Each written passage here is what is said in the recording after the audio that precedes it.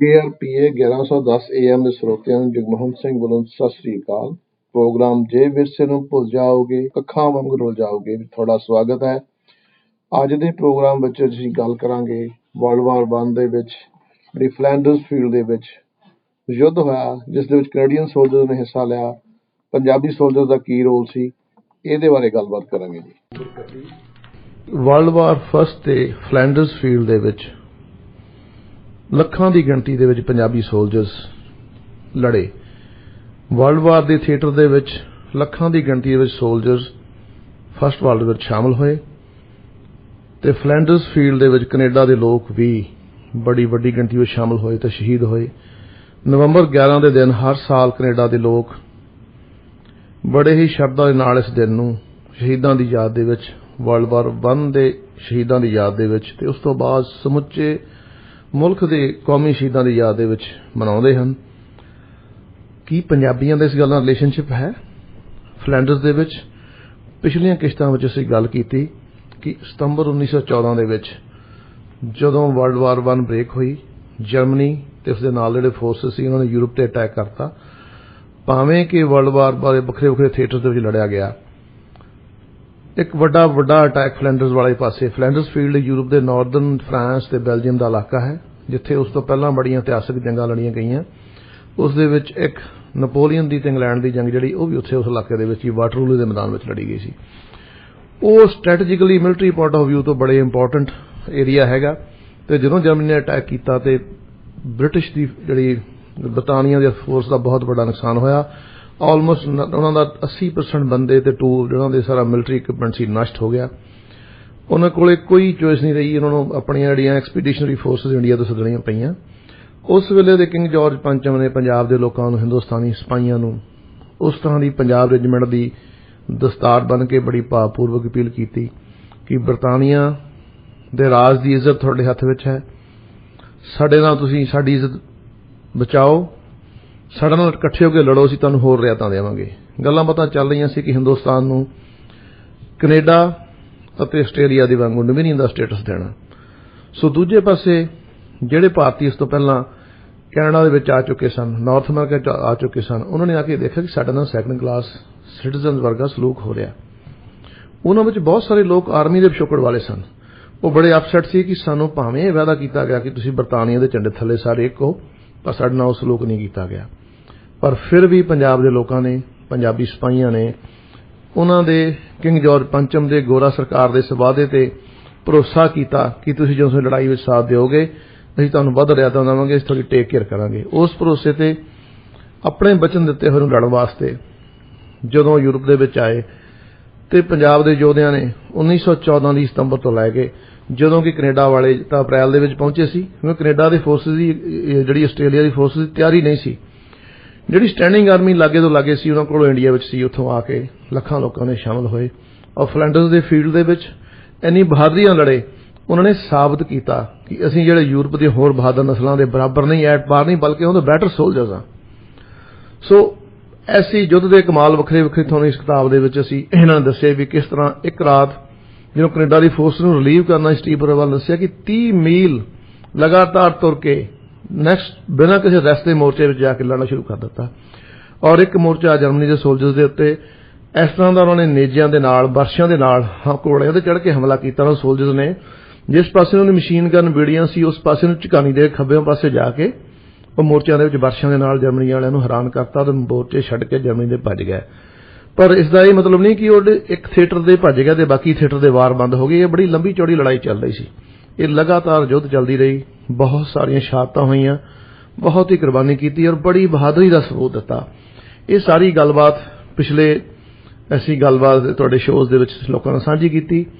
ਨਾਲ ਸਟੀਵ ਪੁਰੇਵਾਲ ਹੋਣਾ ਨੇ ਇਹ ਗੱਲ ਕੀਤੀ ਜਿਹੜੇ ਪੰਜਾਬੀ ਯੋਧੇ ਸੀ ਉਹ ਕਿਉਂ ਲੜਨਾ ਚਾਹੁੰਦੇ ਸੀ। ਉਹ ਤਤਪਰ ਸੀ ਕਿ ਦੁਨੀਆ ਦੇ ਇੱਕ ਇੰਪੋਰਟੈਂਟ ਵਾਰ ਥੀਏਟਰ ਤੇ ਜਾ ਰਹੇ ਹਾਂ, ਜਿਹੜਾ ਫਲੈਂਡਰਸ ਦਾ ਫੀਲਡ ਹੈ, ਅਸੀਂ ਆਪਣੇ ਯੋਧਾ ਹੋਣ ਦਾ ਸਬੂਤ ਦੇਵਾਂਗੇ। ਉਹਨਾਂ ਨੇ ਦਿੱਤਾ ਹੀ ਨਹੀਂ ਬਲਕਿ ਸਾਬਤ ਕਰਤਾ ਕਿ ਦੁਨੀਆ ਦੇ ਹੋਰ ਕਿਸੇ ਸੋਲਜਰ ਨਾਲੋਂ ਅਸੀਂ ਬੈਟਰ, ਯੂਰਪੀਅਨ ਸੋਲਜਰਸ ਨਾਲੋਂ ਬੈਟਰ ਸੋਲਜਰਸ ਹਾਂ। ਸੋ ਪਰ ਨਾਲ ਇਸ ਤਰ੍ਹਾਂ ਦੀ ਗੱਲਬਾਤ ਵੀ ਸਾਡੀ ਚੱਲੀ ਵੀ ਗੋਰਾ ਸਰਕਾਰ ਨੇ ਉਹਨਾਂ ਵਾਅਦੇ ਨੂੰ ਪੂਰਾ ਨਹੀਂ ਕੀਤਾ, ਬਲਕਿ ਜਦੋਂ ਵਾਪਸ ਗਏ ਤਾਂ ਜਲ੍ਹਿਆਂਵਾਲੇ ਬਾਗ ਵਾਲੀ ਗੱਲਬਾਤ ਹੋਈ। ਸਟੀਵ ਪੁਰੀਵਾਲ ਜੀ ਨੇ ਫਿਰ ਪਿਛਲੇ ਸ਼ੋਅ ਵਿੱਚ ਦੱਸਿਆ ਵੀ ਬੈਕਗਰਾਉਂਡ ਵੀ ਇਹ ਜਿਹੜੇ ਪ੍ਰੋਫੈਸ਼ਨਲ ਸੋਲਜਰਸ ਵਰਲਡ ਵਾਰ 1 ਦੇ ਵਿੱਚ ਸ਼ਾਮਲ ਹੋਏ ਜਿਹੜੇ ਪੰਜਾਬ ਦੇ ਵਿੱਚ, ਉਹਦੀ ਬੈਕਗਰਾਉਂਡ ਕੀ ਆ। ਉਹਨਾਂ ਨੇ ਸਾਰੀ ਗੱਲ ਦੱਸੀ ਵੀ it goes back to Khalsa Sarkar. ਜਿਹੜਾ ਪੰਜਾਬ ਦੇ ਵਿੱਚ ਮਹਾਰਾਜਾ ਰਣਜੀਤ ਸਿੰਘ ਦਾ ਰਾਜ ਸੀ ਉਹ ਖਤਮ ਹੋ ਗਿਆ। ਉਸ ਖਤਮ ਹੋਣ ਤੋਂ ਬਾਅਦ ਜਿਹੜੀ ਖਾਲਸਾ ਆਰਮੀ ਸੀ ਉਹਨੂੰ ਬਹੁਤ ਸਾਰੀ ਆਰਮੀ ਜਿਹੜੀ ਸੀ ਉਹ ਅਨਇੰਪਲੋਇਡ ਸੀ। ਉਹ ਕਈ ਸਾਲਾਂ ਤੋਂ ਉਹਨਾਂ ਨੂੰ ਲੜਾਈ ਤੋਂ ਬਿਨਾਂ ਹੋਰ ਕੋਈ ਸਕਿੱਲ ਨਹੀਂ ਸੀ ਤੇ ਬ੍ਰਿਟਿਸ਼ ਗਵਰਨਮੈਂਟ ਨੇ ਉਹਨਾਂ ਨੂੰ ਆਪਣੀ ਆਰਮੀ ਦੇ ਵਿੱਚ ਭਰਤੀ ਕਰ ਲਿਆ। ਉਹ ਲਗਾਤਾਰ ਬ੍ਰਿਟਿਸ਼ ਆਰਮੀ ਦੇ ਨਾਲ ਉਹਨਾਂ ਨੇ ਉਹਦਾ ਪ੍ਰੋਫੈਸ਼ਨਲ ਸੋਲਜਰ ਦੇ ਤੌਰ ਤੇ ਭਰਤੀ ਹੋ ਕੇ ਕੰਮ ਚੱਲਦਾ ਰਿਹਾ ਉਹਨਾਂ ਦਾ ਤੇ ਉੱਥੇ ਉਹ ਆ ਗਏ। ਸੋ ਇਹ ਸੀ ਜਿਹੜੀ ਪਿਛਲੀ ਗੱਲਬਾਤ ਕੀਤੀ। ਹੁਣ ਮੈਂ ਸਟੀਵ ਪੁਰੀਵਾਲ ਹੋਣਾ ਨੂੰ ਅੱਜ ਦੇ ਪ੍ਰੋਗਰਾਮ ਦੇ ਵਿੱਚ ਨੈਕਸਟ ਆਫਟਰ ਸਵਾਲ ਪੁੱਛਦਾ ਹੈਗਾ। Just after commercial break we will come back please. Steve, ਤੁਸੀਂ ਪਿਛਲੇ ਸ਼ੋਅ ਦੇ ਵਿੱਚ ਆਪਾਂ ਗੱਲਬਾਤ ਕੀਤੀ ਸੀ ਭਈ ਕਿਵੇਂ ਜਿਹੜੀਆਂ ਪੰਜਾਬ ਦੇ ਵਿੱਚੋਂ ਬਹੁਤ ਸਾਰੇ ਲੋਕ ਫੌਜ ਦੇ ਵਿੱਚ ਭਰਤੀ ਹੋਏ ਤੇ ਨਾਲ ਨਾਲ ਤੁਸੀਂ ਇਹ ਵੀ ਦੱਸਿਆ ਸਾਡੇ ਰੇਡੀਓ ਦੇ ਸਰੋਤਿਆਂ ਨੂੰ ਭਈ ਜਿਹੜੇ ਪੰਜਾਬ ਦੇ ਵਿੱਚੋਂ ਖਾਲਸਾ ਆਰਮੀ ਦੇ ਬਹੁਤ ਸਾਰੇ ਸੋਲਜਰ ਸੀਗੇ ਉਹ ਭਰਤੀ ਹੋ ਗਏ। ਇਹ ਗੱਲ ਮੈਂ ਮੰਨਦਾ ਕਿ ਭਰਤੀ ਹੋ ਗਿਆ। ਇਹ ਗੱਲ ਠੀਕ ਹੈ ਕਿ ਜਿਵੇਂ ਤੁਸੀਂ ਕਰਨਲ ਸੰਧਾਵਾਲੀ ਨੇ ਇੱਥੇ ਲੈ ਕੇ ਆਏ ਸੀ, ਸੰਧਾਵਾਲੀ ਸਰਦਾਰ ਹੋਏ ਜਾਂ ਜਿਹੜੇ ਹੋਰ ਸਿੱਖ ਚੀਫ ਸੀਗੇ ਜਾਂ ਪਟਿਆਲਾ ਵਾਲੇ ਰਿਆਸਤਾਂ ਵਾਲੇ ਲੋਕ ਸੀ, ਫਰੀਦਕੋਟ ਰਿਆਸਤ ਵਾਲੇ ਲੋਕ ਸੀ, ਇਹ ਤਾਂ ਠੀਕ ਹੈ ਇਹਨਾਂ ਨੇ ਬ੍ਰਿਟਿਸ਼ ਸਰਕਾਰ ਦੇ ਨਾਲ ਹੱਥ ਮਿਲਾ ਲਿਆ, ਉਹਨਾਂ ਨੇ ਆਪਣੇ ਬੰਦਿਆਂ ਨੂੰ ਨਾਲ ਭਰਤੀ ਕਰਾਉਣਾ ਸ਼ੁਰੂ ਕਰ ਦਿੱਤਾ।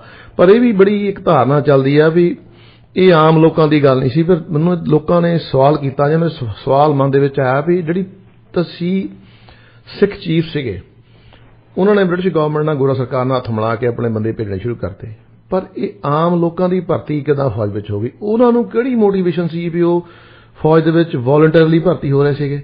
ਕੀ ਇਹ ਧੱਕੇ ਨਾਲ ਭਰਤੀ ਕੀਤੇ ਜਾਂਦੇ ਸੀ ਜਾਂ ਆਪਣੀ ਮਰਜ਼ੀ ਨਾਲ ਇਹ ਸੋਲਜਰ ਜਿਹੜੇ ਜਾ ਰਹੇ ਸੀ ਫੌਜ ਦੇ ਵਿੱਚ? ਇਹਦੇ ਬਾਰੇ ਲੋਕੀ ਜਾਣਨਾ ਚਾਹੁੰਦੇ ਆ, ਇਹਦੇ ਬਾਰੇ ਦੱਸੋ।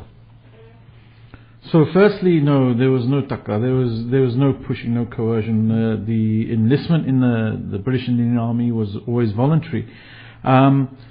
With the rank and file of soldiers of the Khalsa Army, I think what appealed to them was the degree of respect the British were showing them, and the British were showing them respect because they knew the Khalsa Army was the only army that had defeated the Afghans in battle, right? So in 1842, the British themselves were defeated by the Afghans in the first Anglo-Afghan war. So they knew how ferocious, as many empires have found out since, whether it be the Russians, whether the Americans, whoever's fought the Afghans, they're a very, militant, group of people, the Pakhtuns. They have their own honor codes. It's very hard to break them down. And the British failed in 1842 to subdue them.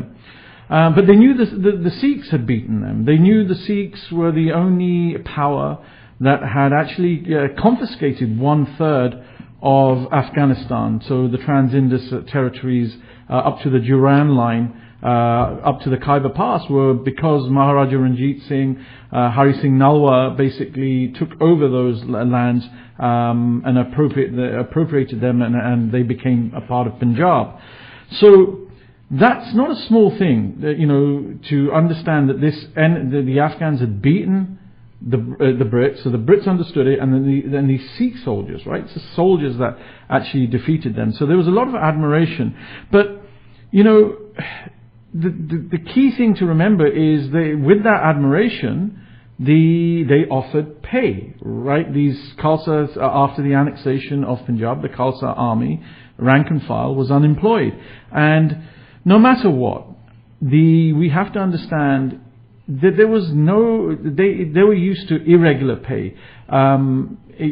The British were able to give them regular pay. They gave them pensions. They gave them security. Now that may not have been important to the chieftains, the blue bloods of the Punjabi community, but pay was very, very important to the peasantry of Punjab. Even the Mussalman from the salt ranges, the Dogras from the mountains, they were barely eking out a living. So this salary, this payment from the British was going to be instrumental in them, in their survival. And when these soldiers, from these communities started to join, take up the pay, then the Sikhs of the central Punjab, they also didn't want to get left behind, because the military in India was the largest spending department in the Indian government. So there was lots of money. It was 50% of the actual national budget. So the military spent as much as every other department put together in the Indian government. So there was money, and the communities such as the Dogras, because they were in non-arable lands, the Muslimans, Rajputs in the Salt Plains, because they were in non-arable lands, that kind of naukri, that kind of work was important for them, and given their Rajput background, it was important that they were employed.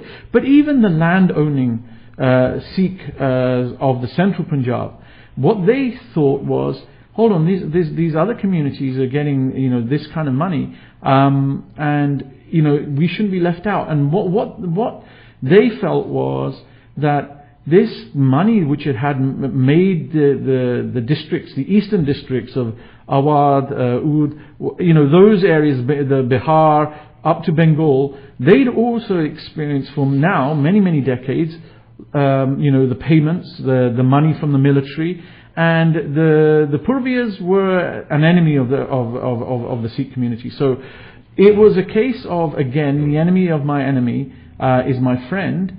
But in this instance, by taking the jobs from the Purviyas, they were striking. They were taking revenge in some way.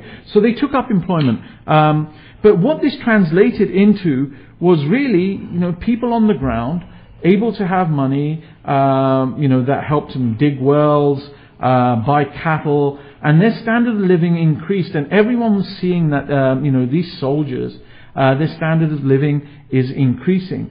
And what happened then was that some of the other communities that hadn't been classed as martial by the British also petitioned the British that we must be given these jobs. So these jobs became, that status of being given martial race status was a favoured status.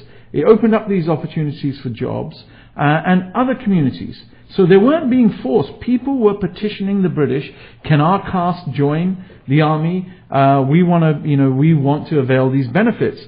So there were many advantages. Regular pay, pensions, and then there's ultimately land grants as well. These all appealed to the Sikh chieftains, right? But they also appeal to the rank and file. But I wanted to go back. I believe that it's not just that mercenary payment, but I believe that we shouldn't downplay how much of a respect that the British had. I'm going to give you an example of a rank and file British soldier, what he thought of Khalsa forces. He writes, this is Sergeant William Forbes Mitchell of the Highlanders, writing about the Anglo-Sikh Wars. He writes, I remember reading of a regiment of British cavalry charging a regiment of Sikh cavalry. The latter wore voluminous thick puggarees around their heads, which our blunt swords were powerless to cut through, and each horseman had also a buffalo hide shield on his back. They evidently knew that the British sword was blunt and useless, so they kept their horses still and met the British charge by laying flat on their horses' necks, with their heads protected by their thick turbans and their backs by their shields. And immediately the British soldiers passed through their ranks. The Sikhs swooped round on them and struck them backhanded with their sharp curved swords, in several instances cutting our cavalrymen in two. Our English cavalry, with their blunt swords, were most unequally matched against the Sikhs, with their talwars so keen of edge that they would split a hair. So it wasn't just the British officers the respect that they were getting for being, you know, such fierce warriors was from the rank and file of the British troops as well. And, you know, we know how well the Punjabis fought. Everyone knew it. The rank and file of the British knew it. The officers knew it. You know, for example, in Chilianwara in 1849, everyone knew that the Punjabis had stood toe to toe. And the British acknowledged that they had everything that they wanted. They had artillery, they had enough cavalry, they had enough infantry, but they could not beat the Sikhs outright. In fact, they lost 5 regimental colours. Their corps of dragoons, a feared regiment, retreated. And this was written all over the newspapers of Britain. We have those copies of where those headlines were made that these Sikh soldiers actually in effect had defeated the British forces. ਸਾਹਿਬ ਤੁਹਾਡਾ ਕਹਿਣ ਤੋਂ ਭਾਵ ਇਹ ਹੈ ਵੀ ਇਹ ਠੀਕ ਹੈ ਕਿ ਜਿਹੜੇ ਸਿੱਖ ਚੀਫ ਸੀਗੇ, ਸਿੱਖ ਸਰਦਾਰ ਸੀ, ਉਹਨਾਂ ਨੇ ਸਿੱਖ ਰਾਜ ਡਾਊਨਫਾਲ ਹੋਣ ਤੋਂ ਬਾਅਦ, ਖਾਲਸਾ ਲਾਹੌਰ ਦਰਬਾਰ ਖਾਲਸਾ ਸਰਕਾਰ ਖਤਮ ਹੋਣ ਤੋਂ ਬਾਅਦ ਬ੍ਰਿਟਿਸ਼ਰ ਦਾ ਹੱਥ ਮਿਲਾ ਲਿਆ। ਉਹਨਾਂ ਦੀ ਆਪਣੀ ਮੋਟੀਵੇਸ਼ਨ ਹੋ ਸਕਦੀ ਹੈ, ਪਰ ਜਿਹੜੇ ਆਮ ਲੋਕ ਸੀ, ਜਿਹੜੇ ਆਮ ਸਧਾਰਨ ਪੀਜੈਂਟ ਸੀ, ਕਿਸਾਨੀ ਸੀ, ਉਹਨਾਂ ਦਾ ਵੱਡੇ ਪੱਧਰ ਦੇ ਵਿੱਚ ਬ੍ਰਿਟਿਸ਼ ਆਰਮੀ ਵਿੱਚ ਜਿਹੜਾ ਭਰਤੀ ਹੋਣ ਦਾ ਜਿਹੜਾ ਕਾਰਨ ਆ, ਇੱਕ ਤਾਂ ਸੀ ਰਿਸਪੈਕਟ। ਬ੍ਰਿਟਿਸ਼ ਆਰਮੀ ਜਿਹੜੀ ਬ੍ਰਿਟਿਸ਼ ਸੋਲਜਰ ਨੂੰ, ਉਹ ਆਪਣੇ ਸੋਲਜਰ ਨੂੰ ਕਾਫੀ ਇੱਜ਼ਤ ਮਾਣ ਦਿੰਦੇ ਸੀ, ਰਿਸਪੈਕਟ ਦਿੰਦੇ ਸੀਗੇ। ਅਤੇ ਜਿਹੜੀ ਪੰਜਾਬ ਦੇ ਲੋਕ ਸੀ, ਖਾਸ ਕਰਕੇ ਜਿਹੜਾ ਖਾਲਸਾ ਆਰਮੀ ਦਾ ਸੋਲਜਰ ਸੀ, ਉਹਦੇ ਵਾਸਤੇ ਸਭ ਤੋਂ ਵੱਡੀ ਗੱਲ ਸੀ ਰਿਸਪੈਕਟ। ਉਹਦਾ ਮਾਣ, ਇੱਜ਼ਤ ਮਾਣ ਜਿਹੜੀ ਉਹਦੀ ਬਹੁਤ ਇੰਪੋਰਟੈਂਟ ਚੀਜ਼ ਸੀ। ਅਤੇ ਨਾਲ ਦੇ ਨਾਲ ਜਿਹੜੀਆਂ ਇਸ ਤੋਂ ਪਹਿਲਾਂ ਪੰਜਾਬ ਦੀਆਂ ਫੌਜਾਂ ਸੀ, ਉਹਨਾਂ ਕੋਲ ਰੈਗੂਲਰ ਪੇ ਵਰਗੀ ਗੱਲਬਾਤ ਘੱਟ ਸੀ। ਤੇ ਇਹਨਾਂ ਨੇ ਬ੍ਰਿਟਿਸ਼ਰਸ ਜਿਹੜਾ ਸਿਸਟਮ ਸੀ ਆਮ ਬੰਦੇ ਵਾਸਤੇ ਜਿਹੜੀ ਅਟਰੈਕਟ ਕਰਦਾ ਸੀਗਾ, ਇੱਕ ਰੈਗੂਲਰ ਤਨਖਾਹ ਦਿੰਦੇ ਸੀ ਚੰਗੀ, ਤੇ ਨਾਲ ਉਹਨੂੰ ਪੈਨਸ਼ਨ ਵਰਗੀਆਂ ਦੀ ਸਹੂਲਤਾਂ ਸੀ ਉਹ ਦਿੰਦੇ ਸੀ। ਤੇ ਉਸੇ ਸਮੇਂ ਦੇ ਦੌਰਾਨ ਬ੍ਰਿਟਿਸ਼ ਇੰਡੀਆ ਆਰਮੀ ਦੇ ਵਿੱਚ ਜਿਹੜੇ ਸੈਂਟਰਲ ਪੰਜਾਬ ਤੋਂ ਬਾਹਰਲੇ ਇਲਾਕੇ, ਸਾਲਟ ਰੇਂਜ ਦਾ ਪੰਜਾਬ ਸੀ ਜਾਂ ਪਹਾੜ ਦੇ ਲੋਕ ਸੀ, ਡੋਗਰੇ ਰਾਜਪੂਤ ਸੀ, ਉਹ ਵੀ ਵੱਡੀ ਪੱਧਰ ਦੇ ਵਿੱਚ ਭਰਤੀ ਹੋ ਗਏ ਤੇ ਉਸ ਗੱਲ ਦਾ ਬੈਨੀਫਿਟ ਲੈ ਰਹੇ ਸੀ। ਤੇ ਇਸ ਤੋਂ ਪਹਿਲਾਂ ਦੱਸ ਦੇਵਾਂ ਕਿ ਬ੍ਰਿਟਿਸ਼ ਆਰਮੀ ਦੇ ਵਿੱਚ ਪੰਜਾਬ ਦੇ ਵਿੱਚ ਬ੍ਰਿਟਿਸ਼ ਦਾ ਰਾਜ ਹੋਣ ਤੋਂ ਪਹਿਲਾਂ ਬਹੁਤ ਵੱਡੇ ਈਸਟਰਨ ਫੋਰਸ ਜਿਹੜੀਆਂ ਬਿਹਾਰ, ਯੂਪੀ, ਮਰਾਠਾਸ, ਜਿਹੜਾ ਸਾਰਾ ਅੰਡਰ ਹੋ ਚੁੱਕਿਆ ਸੀ। ਪੰਜਾਬ ਵਾਜ਼ ਦਾ ਲਾਸਟ ਅੰਪਾਇਰ ਟੂ ਫਾਲ। ਇਹ ਬ੍ਰਿਟਿਸ਼ਰਸ ਨੇ ਉੱਥੇ ਦੇ ਲੋਕਾਂ ਨੂੰ ਬੜੀ ਵੱਡੀ ਪੱਧਰ ਤੇ ਭਰਤੀ ਕੀਤਾ ਹੋਇਆ ਸੀਗਾ। ਤੇ ਨਾਲ ਹੀ ਨਾਲ ਆਪਾਂ ਨੂੰ ਇਹ ਵੀ ਪਤਾ ਜਿਹੜੇ ਬ੍ਰਿਟਿਸ਼ ਲੋਕ ਸੀ ਉਹ ਬੜੇ ਹੁਸ਼ਿਆਰ ਤੇ ਚਲਾਕ ਐਡਮਿਨਿਸਟ੍ਰੇਟਰ ਸੀਗੇ। ਜਿਹੜੇ ਗੋਰੇ ਸੀਗੇ ਉਹ ਇੱਕ ਦੂਜੇ ਦੇ ਵਿਰੁੱਧ ਵਰਤੇ ਸੀਗੇ। ਤੇ ਜਦੋਂ ਪੰਜਾਬ ਤੇ ਕਬਜ਼ਾ ਕੀਤਾ, ਉਹਨਾਂ ਨੇ ਪੂਰਬੀਆਂ ਨੂੰ ਪੰਜਾਬ ਦੇ ਖਿਲਾਫ ਵਰਤਿਆ। ਉਹ ਜਿਹੜੇ ਪੰਜਾਬ ਦੇ ਲੋਕ ਸੀ, ਖਾਸ ਕਰਕੇ ਜਿਹੜੇ ਖਾਲਸਾ ਆਰਮੀ ਦੇ ਡਿਜ਼ਰਟਰ ਸੋਲਜਰ ਸੀ, ਉਹਨਾਂ ਦੇ ਦਿਮਾਗ ਦੇ ਵਿੱਚ ਵੀ ਸੀ ਇੱਕ ਤਰ੍ਹਾਂ ਨਾਲ ਵੀ ਅਸੀਂ ਵੀ ਇਸ ਫੌਜ ਦੇ ਵਿੱਚ ਸ਼ਾਮਲ ਹੋ ਕੇ ਇਹਦਾ ਵੀ ਅਸੀਂ ਵੀ ਬਦਲਾ ਲੈਣਾ, ਜਿਵੇਂ ਕਿ 1857 ਦੀ ਗੱਲਬਾਤ ਜਿਹੜੀ ਅਸੀਂ ਅੱਗੇ ਦੱਸੀ ਸੀ ਵੀ ਉਹ ਕਿਵੇਂ ਕਿਸ ਤਰ੍ਹਾਂ ਉਹ ਚੱਲੀ ਹੈ ਗੱਲ। ਫਿਰ ਜਿਹੜੀ ਸਭ ਤੋਂ ਵੱਡੀ ਗੱਲ, ਜਿਹੜਾ ਮੋਟੀਵੇਸ਼ਨ ਬ੍ਰਿਟਿਸ਼ਰਸ ਦਾ ਸਿੱਖਾਂ ਨੂੰ ਭਰਤੀ ਕਰਨ ਦਾ ਸੀ। 1842 ਦੇ ਵਿੱਚ ਜਿਹੜੇ ਬ੍ਰਿਟਿਸ਼ਰ ਸੀ ਅਫਗਾਨਿਸਤਾਨ ਦੇ ਵਿੱਚ ਜਿਹੜੀ ਯੁੱਧ ਹਾਰ ਗਏ ਸੀ, ਉਹ ਇਸ ਗੱਲ ਨੂੰ ਚੰਗੀ ਤਰ੍ਹਾਂ ਜਾਣਦੇ ਸੀ ਵੀ ਇੱਕ ਖਾਲਸਾ ਆਰਮੀ, ਇੱਕ ਇਹੋ ਜਿਹੀ ਆਰਮੀ ਆ ਜਿਨ੍ਹਾਂ ਨੇ ਖੈਬਰ ਦਰਾ ਤੱਕ ਕਬਜ਼ਾ ਕੀਤਾ। ਡੁਰੈਂਟ ਲਾਈਨ ਜਿੱਥੇ ਹੁਣ ਬਣੀ ਹੋਈ ਹੈ, ਉਹ ਕਾਫੀ ਵੱਡਾ ਹਿੱਸਾ ਅਫਗਾਨਿਸਤਾਨ ਦਾ ਪ੍ਰਭਾਵਿਤ ਇਲਾਕਾ ਹੈਗਾ। ਇਹ ਆਪਾਂ ਸਾਰਿਆਂ ਨੂੰ ਪਤਾ ਵੀ ਹਰੀ ਸਿੰਘ ਨਲੂਏ ਨੇ ਆਪਣਾ ਜਿਹੜਾ ਕਬਜ਼ਾ ਕੀਤਾ ਦਰਾ ਖੈਬਰ ਦੇ ਵਿੱਚ ਯੁੱਧ ਕੀਤੀ, ਤੇ ਉੱਥੇ ਉਹਨਾਂ ਨੇ ਜਮਰੌਦ ਤੱਕ ਉਹਨਾਂ ਦਾ ਰਾਜ ਰਿਹਾ। ਉਹ ਕਾਫੀ ਵੱਡਾ ਹਿੱਸਾ ਉਸ ਵੇਲੇ ਅਫਗਾਨਿਸਤਾਨ ਦਾ ਹੀ ਹਿੱਸਾ ਸੀਗਾ, ਪਰ ਉਸ ਤੋਂ ਬਾਅਦ ਭਾਵੇਂ ਉਹ ਅੱਜ ਪਾਕਿਸਤਾਨ ਦਾ ਹਿੱਸਾ ਬਣ ਗਿਆ। ਸੋ ਜਿਹੜੀਆਂ ਅਫਗਾਨਿਸਤਾਨ ਦੇ ਕਬੀਲੇ ਸੀ, ਉਹਨਾਂ ਨੂੰ ਬਹੁਤ ਔਖਾ ਸੀ, ਬੜੇ ਲੋਇਲ ਸੀ, ਉਹਨਾਂ ਦਾ ਕੋਡ ਬ੍ਰੇਕ ਕਰਨਾ ਬਹੁਤ ਔਖਾ ਸੀ। ਉਸ ਗੱਲ ਦਾ ਸਬੂਤ ਅੱਜ ਵੀ ਆਪਾਂ ਦੇਖਦੇ ਹਾਂ। ਸੋ ਇਸੇ ਤਰ੍ਹਾਂ ਬ੍ਰਿਟਿਸ਼ਰਸ ਨੂੰ ਪੰਜਾਬ ਦੇ ਵਿੱਚੋਂ ਸਿੱਖਾਂ ਨੂੰ ਭਰਤੀ ਕਰਨ ਦੇ ਵਾਸਤੇ ਵੱਡੀ ਮੋਟੀਵੇਸ਼ਨ ਇਹ ਸੀ ਵੀ ਉਹ ਅਫਗਾਨਿਸਤਾਨ ਦੇ ਖਿਲਾਫ ਲੜਨ ਦੇ ਵਿੱਚ ਇਹਨਾਂ ਨੂੰ ਸਮਝਦੇ ਸੀ ਵੀ ਇਹੀ ਲੋਕ ਆ ਜਿਹੜੇ ਲੜ ਸਕਦੇ ਉਹਦੇ ਖਿਲਾਫ, ਇਹਨਾਂ ਦੇ ਬਰਾਬਰ ਐਟ ਪਾਰ ਸੋਲਜਰ ਜਿਹੜੇ ਇਹੀ ਹੈ। ਸੋ ਇਸੇ ਕਰਕੇ ਵੀ ਉਹਨਾਂ ਨੇ ਬੜਾ ਜ਼ਬਰਦਸਤ ਤਰੀਕੇ ਨਾਲ ਅਭਿਆਨ ਚਲਾਇਆ ਤੇ ਪੰਜਾਬ ਦੇ ਵਿੱਚੋਂ ਲੋਕਾਂ ਨੂੰ ਭਰਤੀ ਕੀਤਾ ਇਸ ਫੌਜ ਦੇ ਵਿੱਚ। ਸੋ ਇਸੇ ਤਰ੍ਹਾਂ ਸਾਲਟ ਰੇਂਜ ਦੇ ਵਿੱਚੋਂ ਮੁਸਲਮਾਨ ਬਹੁਤ ਵੱਡੀ ਭਰਤੀ ਹੋਈ, ਡੋਗਰਾ ਰਾਜਪੂਤ ਜਿਹੜੇ ਪਹਾੜੀ ਇਲਾਕੇ ਦੇ ਵਿੱਚੋਂ ਬਹੁਤ ਵੱਡੀ ਤਰ੍ਹਾਂ ਭਰਤੀ ਹੋਏ, ਤੇ ਸੈਂਟਰਲ ਪੰਜਾਬ ਦੇ ਵਿੱਚੋਂ ਸਿੱਖ, ਭਾਵੇਂ ਜ਼ਿਮੀਂਦਾਰ ਲੋਕ ਸੀ, ਇੱਥੇ ਜ਼ਮੀਨ ਉਪਜਾਊ ਸੀ, ਪਰ ਜਿਹੜਾ ਸਿੱਖ ਸਾਈਕੀ ਸੀ ਉਹ ਆਰਮੀ ਦੇ ਵਿੱਚ ਭਰਤੀ ਹੋਣਾ ਮਾਣ ਮਹਿਸੂਸ ਕਰਦਾ ਸੀ। ਉਹਦੇ ਲਈ ਇਕੱਲਾ ਰੁਜ਼ਗਾਰ ਦਾ ਸਾਧਨ ਨਹੀਂ ਸੀ, ਬਲਕਿ ਇੱਕ ਰਿਸਪੈਕਟ ਦਾ ਸਾਧਨ ਸੀ ਵੀ ਅਸੀਂ ਫੌਜ ਵਿੱਚ ਭਰਤੀ ਹੋਣਾ, ਉਹ ਮਾਣ ਮਹਿਸੂਸ ਕਰਦੇ ਸੀਗੇ। ਪ੍ਰੋਗਰਾਮ ਜੇ ਵਿਰਸੇ ਨੂੰ ਭੁੱਲ ਜਾਓਗੇ, ਅੱਖਾਂ ਵਾਂਗ ਰੁਲ ਜਾਏਗਾ ਵਿੱਚ ਫਿਰ ਸਟੀਵ ਪਰਵਾਲ ਤੇ ਜਗਮੋਹਨ ਸਿੰਘ ਨਾਲ ਸ਼ਾਮਲ ਹੋ। ਸਟੀਵ, ਸਾਡੇ ਰੇਡੀਓ ਇੰਡੀਆ ਸਰੋਤਿਆਂ ਦੀ ਮੇਰੀ ਮਨ ਦੇ ਵਿੱਚ ਜਿਗਿਆਸਾ ਆ ਵੀ ਇਹ ਠੀਕ ਹੈ ਉਹ ਭਰਤੀ ਕਰ ਗਏ, ਪਰ ਹੋਰ ਕਿਹੜੇ ਕਿਹੜੇ ਕਾਰਨ ਸੀ, ਤਨਖਾਹ ਤੋਂ ਬਿਨਾਂ ਜਾਂ ਪੈਨਸ਼ਨ ਤੋਂ ਬਿਨਾਂ, ਇੱਜ਼ਤ ਤੋਂ ਬਿਨਾਂ, ਵੀ ਉਹ ਐਡੀ ਵੱਡੀ ਗਿਣਤੀ ਦੇ ਵਿੱਚ ਪੰਜਾਬ ਦੇ ਵਿੱਚੋਂ ਉਹ ਫੌਜ ਦੇ ਵਿੱਚ ਲੋਕਾਂ ਨੂੰ ਭਰਤੀ ਕਰ ਗਏ। ਇਹਦੇ ਬਾਰੇ ਪੰਜਾਬ ਰੇਡੀਓ ਇੰਡੀਆ ਸਰੋਤਿਆਂ ਨੂੰ ਚਾਨਣਾ ਪਾਓ ਕਿਰਪਾ ਕਰਕੇ। So Jumon, I know I'm going to go back to this concept of knowledge of a community. The British knew that the Khalsa force had fought very hard during the Anglo-Sikh wars, but they had been undermined by treacherous Punjabi leaders, and the British exploited that treachery to defeat the Khalsa army. So in other words, the British knew that they could not have defeated the Khalsa army without enlisting the help of Punjabi traitors. So this means that the rank and file of the Khalsa army was considered to be very effective warriors, and they wrote as much.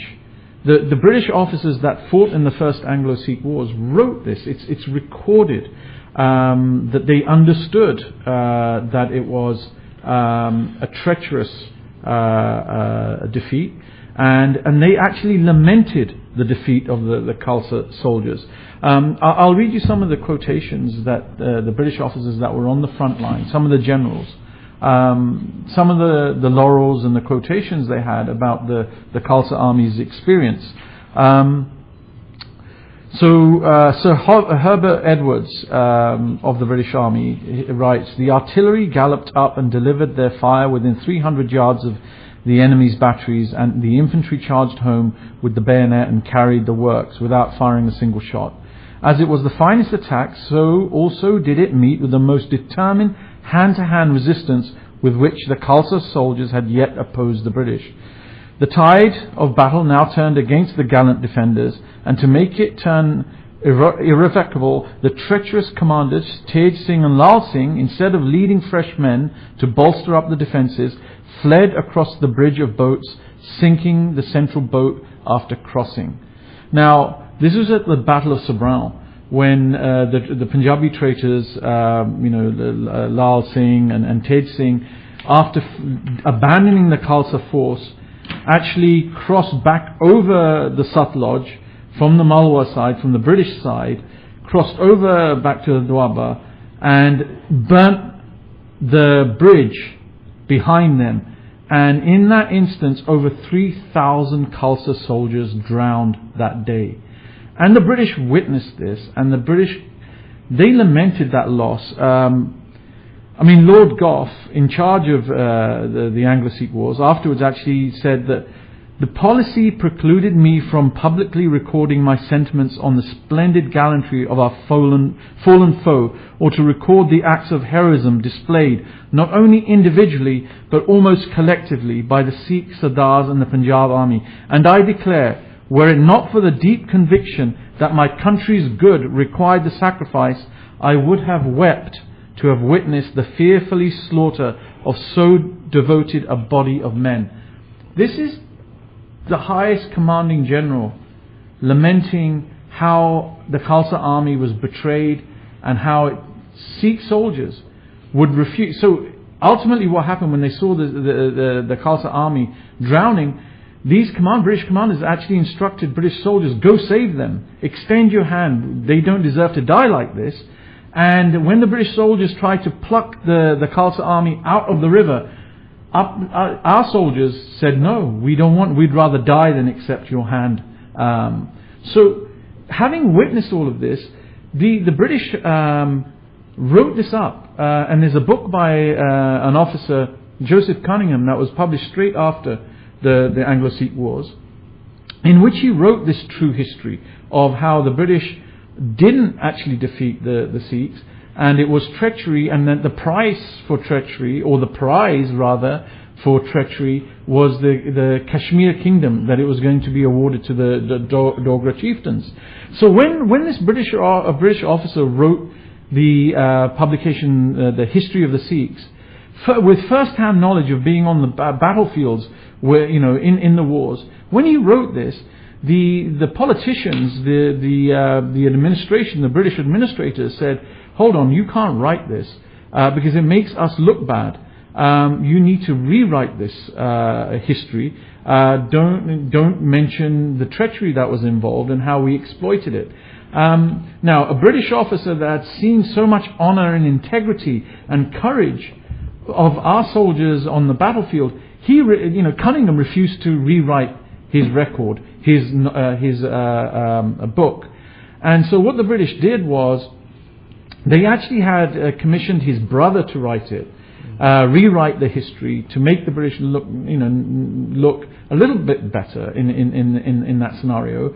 And when Joseph Cunningham found out that they'd gone behind his back and edited his book, he actually committed suicide because he found it disgraceful.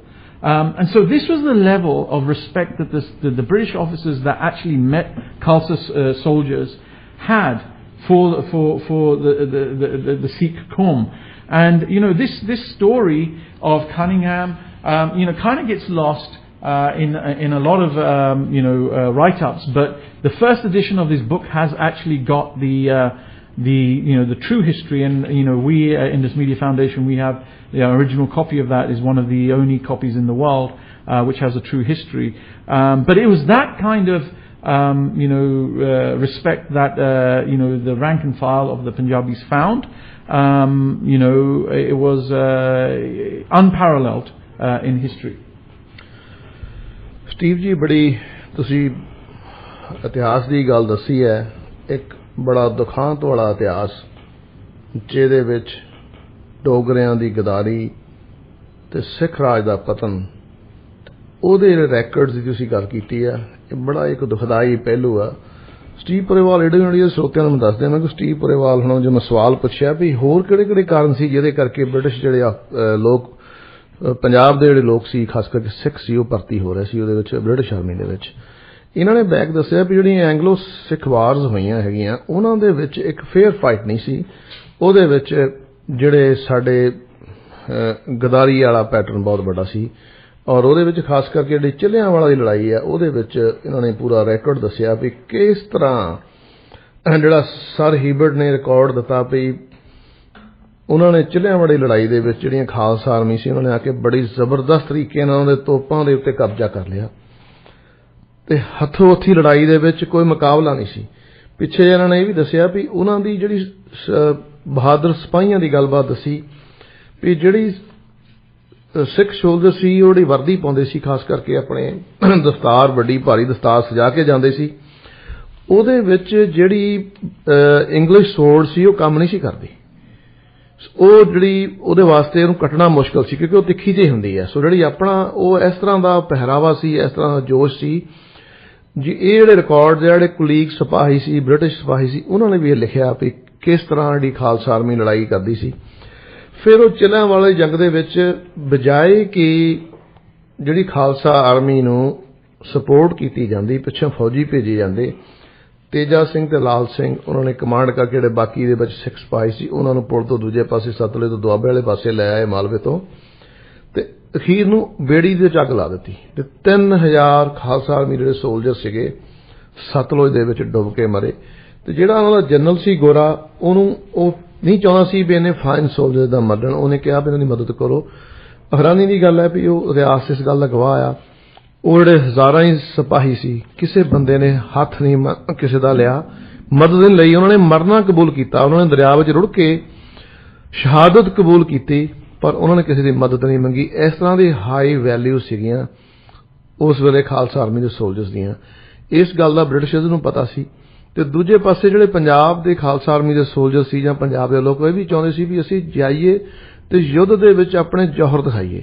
ਉਹਨਾਂ ਦੇ ਮਨ ਦੇ ਵਿੱਚ ਇੱਕ ਰਹਿ ਗਈ ਕਿ ਇੱਕ ਇਮਾਨਦਾਰੀ ਨਾਲ ਪੰਜਾਬ ਦੀ ਲੀਡਰਸ਼ਿਪ ਨੇ, ਸਿੱਖ ਲੀਡਰਸ਼ਿਪ ਨੇ ਉਸ ਵੇਲੇ ਦੀ ਨੇ ਸਾਨੂੰ ਲੀਡ ਨਹੀਂ ਕੀਤਾ ਤੇ ਅਸੀਂ ਅੰਗਰੇਜ਼ ਦੇ ਖਿਲਾਫ ਯੁੱਧ ਦੇ ਵਿੱਚ ਆਪਣੀ ਪੂਰੀ ਬਹਾਦਰੀ ਨਹੀਂ ਦਿਖਾ ਸਕੇ। ਇੱਕ ਇਹ ਵੀ ਸੀ ਵੀ ਦੁਨੀਆ ਦੇ ਥੀਏਟਰ ਵਿੱਚ ਜਾਵਾਂਗੇ, ਅਸੀਂ ਲੜਾਂਗੇ ਤੇ ਆਪਣੀ ਬਹਾਦਰੀ ਦੇ ਜੌਹਰ ਦਿਖਾਵਾਂਗੇ, ਜਿਹੜੇ ਕਿ ਵੱਖਰੇ ਵੱਖਰੇ ਥਾਵਾਂ ਤੇ ਜਾ ਕੇ ਉਹਨਾਂ ਨੇ ਦਿਖਾਏ। ਉਸ ਤੋਂ ਬਾਅਦ ਉਹਨਾਂ ਨੇ ਇੱਕ ਬੜੀ ਖਾਸ ਗੱਲ ਕੀਤੀ ਵੀ ਜਿਹੜਾ ਇਤਿਹਾਸਕਾਰ ਕਨਿੰਗਮ, ਜੋਸਫ ਕਨਿੰਗਮ ਦੀ ਗੱਲ ਕੀਤੀ ਹੈ, ਉਹਨੇ ਬੜੀ ਡਿਟੇਲ ਨਾਲ ਆਪਣੀ ਕਿਤਾਬ ਲਿਖੀ ਆ, ਜਿਹਦੇ ਵਿੱਚ ਉਹਨੇ ਜਿਹੜੀ ਟਰੈਕਰੀ ਗਦਾਰੀ ਜਿਹੜੀ ਕੀਤੀ ਗਈ ਗੋਰਿਆਂ ਨੇ, ਤੇਜਾ ਸਿੰਘ ਤੇ ਲਾਲ ਸਿੰਘ ਨੇ ਜਿਹੜੀ ਗਦਾਰੀ ਕੀਤੀ ਖਾਲਸਾ ਆਰਮੀ ਨੂੰ ਖਤਮ ਕਰਨ ਦੇ ਲਈ, ਸਰਕਾਰੇ ਖਾਲਸਾ ਲਾਹੌਰ ਦਰਬਾਰ ਨੂੰ ਖਤਮ ਕਰਨ ਦੇ ਲਈ, ਉਹਦੇ ਵੱਟੇ ਵਿੱਚ ਉਹਨਾਂ ਨੂੰ ਨਾਮ ਦੇ ਵਿੱਚ ਕਸ਼ਮੀਰ ਮਿਲਿਆ। ਅੱਜ ਵੀ ਇਤਿਹਾਸ ਇਸ ਗੱਲ ਦਾ ਗਵਾਹ ਹੈ ਕਿ ਉਹਨਾਂ ਦੀ ਔਲਾਦ ਰਾਜਾ ਹਰੀ ਸਿੰਘ 1947 ਦੇ ਵਿੱਚ ਉੱਥੇ ਦਾ ਰਾਜਾ ਸੀ ਤੇ ਉਹਨੇ ਹੀ ਸੰਧੀ ਕੀਤੀ ਹਿੰਦੁਸਤਾਨ ਦੇ ਵਿੱਚ ਅੱਜ ਇੱਕ ਕਸ਼ਮੀਰ ਹੈ ਤੇ ਉਸ ਗੱਲ ਕਰਕੇ ਹੈ ਕਿਉਂਕਿ ਕਸ਼ਮੀਰ ਖਾਲਸਾ ਰਾਜ ਦਾ ਹਿੱਸਾ ਸੀ ਤੇ ਡੋਗਰਿਆਂ ਨੇ ਖਾਲਸਾ ਸਰਕਾਰ ਨੂੰ ਤਬਾਹ ਕਰਕੇ ਕਸ਼ਮੀਰ ਇਨਾਮ ਦੇ ਵਿੱਚੋਂ ਆਪਣੇ ਤੌਰ ਤੇ ਲਿਆ ਸੀ। ਇਹ ਵੀ ਇੱਕ ਇਤਿਹਾਸਿਕ ਗੱਲ ਹੈ। ਜਿਹੜੀ ਕਿਤਾਬ ਦੀ ਗੱਲ ਕੀਤੀ ਵੀ ਗੋਰਿਆਂ ਨੇ ਜਦੋਂ ਬ੍ਰਿਟਿਸ਼ ਸਰਕਾਰ ਨੇ ਦੇਖਿਆ ਵੀ ਸਾਡਾ ਜਿਹੜਾ ਇੰਨਾ ਬੈਡ ਰੈਪੂਟੇਸ਼ਨ ਹੋਊਗਾ ਜੇ ਸਾਰੀ ਗੱਲ ਬਾਹਰ ਆ ਗਈ ਵੀ ਅਸੀਂ ਇਹ ਜਿਹੜਾ ਪੰਜਾਬ ਨੂੰ ਕਿੱਦਾਂ ਅਸੀਂ ਟ੍ਰਿਕ ਕਰਕੇ ਧੋਖੇ ਨਾਲ ਅਸੀਂ ਪੰਜਾਬ ਨੂੰ ਹਥਿਆਇਆ ਖਾਲਸਾ ਸਰਕਾਰ ਦੇ ਕੋਲੋਂ, ਤੇ ਉਹ ਕਨਿੰਗਹੈਮ ਦਾ ਭਰਾ ਸੀ ਜਿਹੜਾ, ਉਹਦੇ ਕੋਲੋਂ ਉਹਨਾਂ ਨੇ ਕਿਤਾਬ ਲਿਖਵਾਈ। ਜਦੋਂ ਜੋਸਫ ਕਨਿੰਗਹੈਮ ਨੂੰ ਇਹ ਪਤਾ ਲੱਗਿਆ ਵੀ ਜਿਹੜੇ ਮੇਰੇ ਰੈਕਰਡਸ ਆ, ਜੋ ਕੁਝ ਇਹਨਾਂ ਨੇ ਗਲਤ ਕੀਤਾ, ਇਹਨਾਂ ਨੇ ਮੇਰੇ ਪਿੱਠ ਦੇ ਉੱਤੇ ਜਾ ਕੇ ਮੇਰੇ ਭਰਾ ਤੋਂ ਕਿਤਾਬ ਲਿਖਵਾਈ ਹੈ, ਉਹ ਬੰਦਾ ਆਤਮ ਹੱਤਿਆ ਕਰ ਗਿਆ। ਇੰਨਾ ਉਸ ਨੂੰ ਪਰੇਸ਼ਾਨੀ ਹੋਈ ਇਸ ਗੱਲ ਦੀ। ਤੇ ਸਟੀਵ ਪੁਰੇਵਾਲ ਨੇ ਦੱਸਿਆ ਜਿਹੜੀ ਓਰੀਜਨਲ ਬੁੱਕ ਹੈ ਉਹ ਇੰਡਸ ਮੀਡੀਆ ਫਾਊਂਡੇਸ਼ਨ ਦੇ ਕੋਲ ਹੈ। ਇਹ ਰਿਕਾਰਡ ਉਹਦੇ ਵਿੱਚੋਂ ਲੈ ਕੇ ਸਾਰੇ ਅਸੀਂ ਗੱਲਬਾਤ ਕਰ ਰਹੇ ਹਾਂ।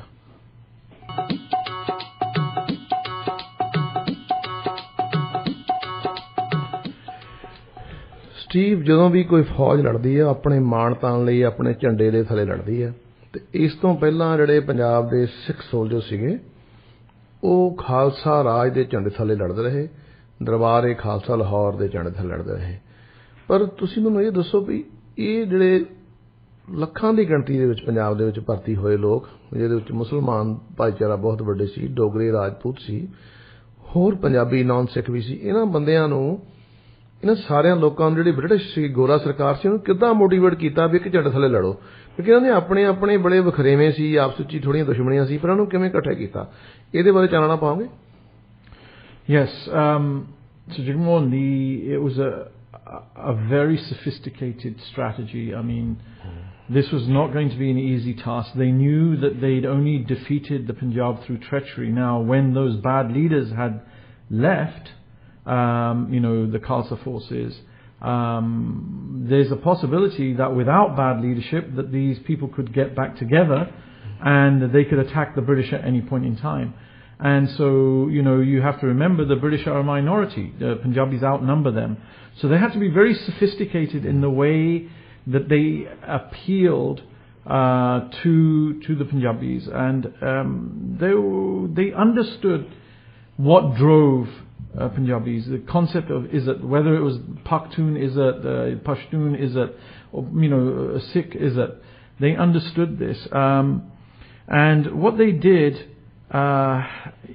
it was sophisticated, but they mastered it. They, as in recruiting these clans and tribes, the British military did a lot of reconnaissance, did a lot of research into the histories and the heritage of each individual clan. So for every Got, they knew the history, and they documented it, and we have these books, the army recruitment handbooks.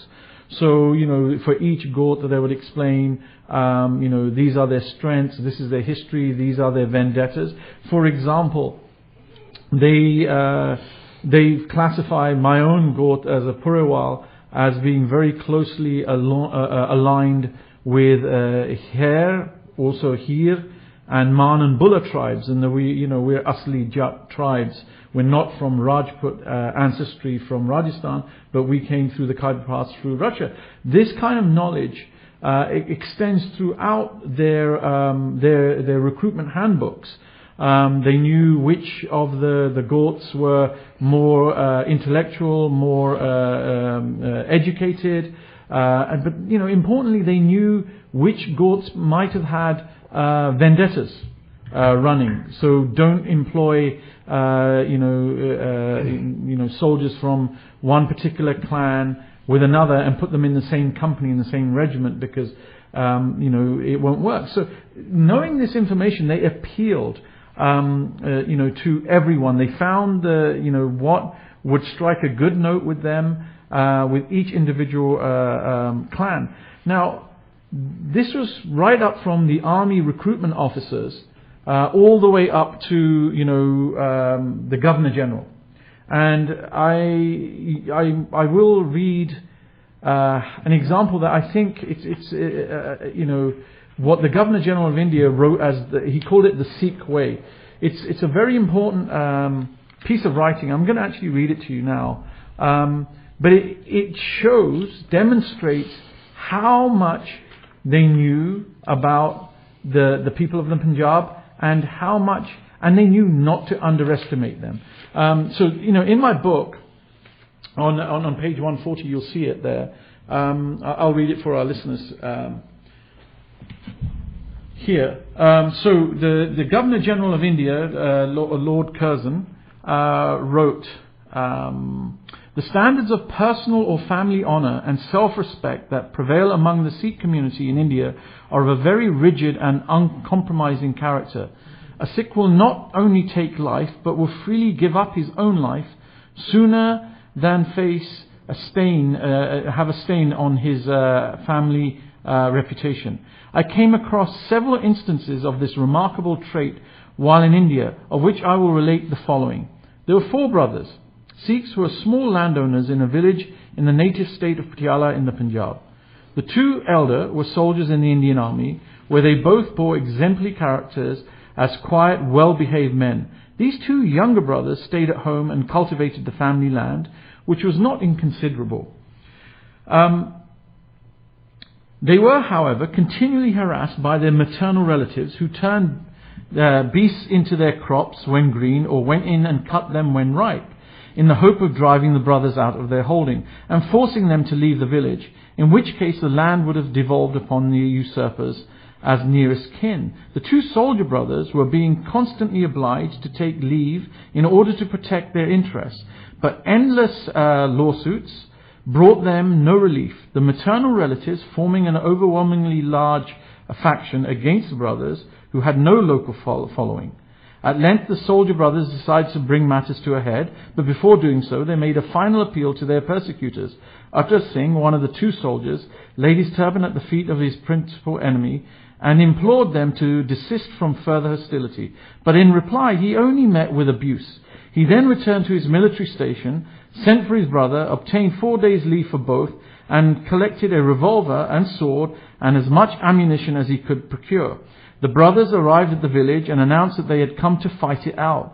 They then opened fire upon the opposite faction, and in the course of the conflict that ensued, killed 17 persons and wounded 10. The result being that the entire clique of maternal relatives, women as well as men, were wiped out. Now remember, this was written by the Governor General, so he knows how, what the temperament of Sikhs are. He knows, what their values are. So he continues, it remained only to complete the work of combined murder and self-sacrifice.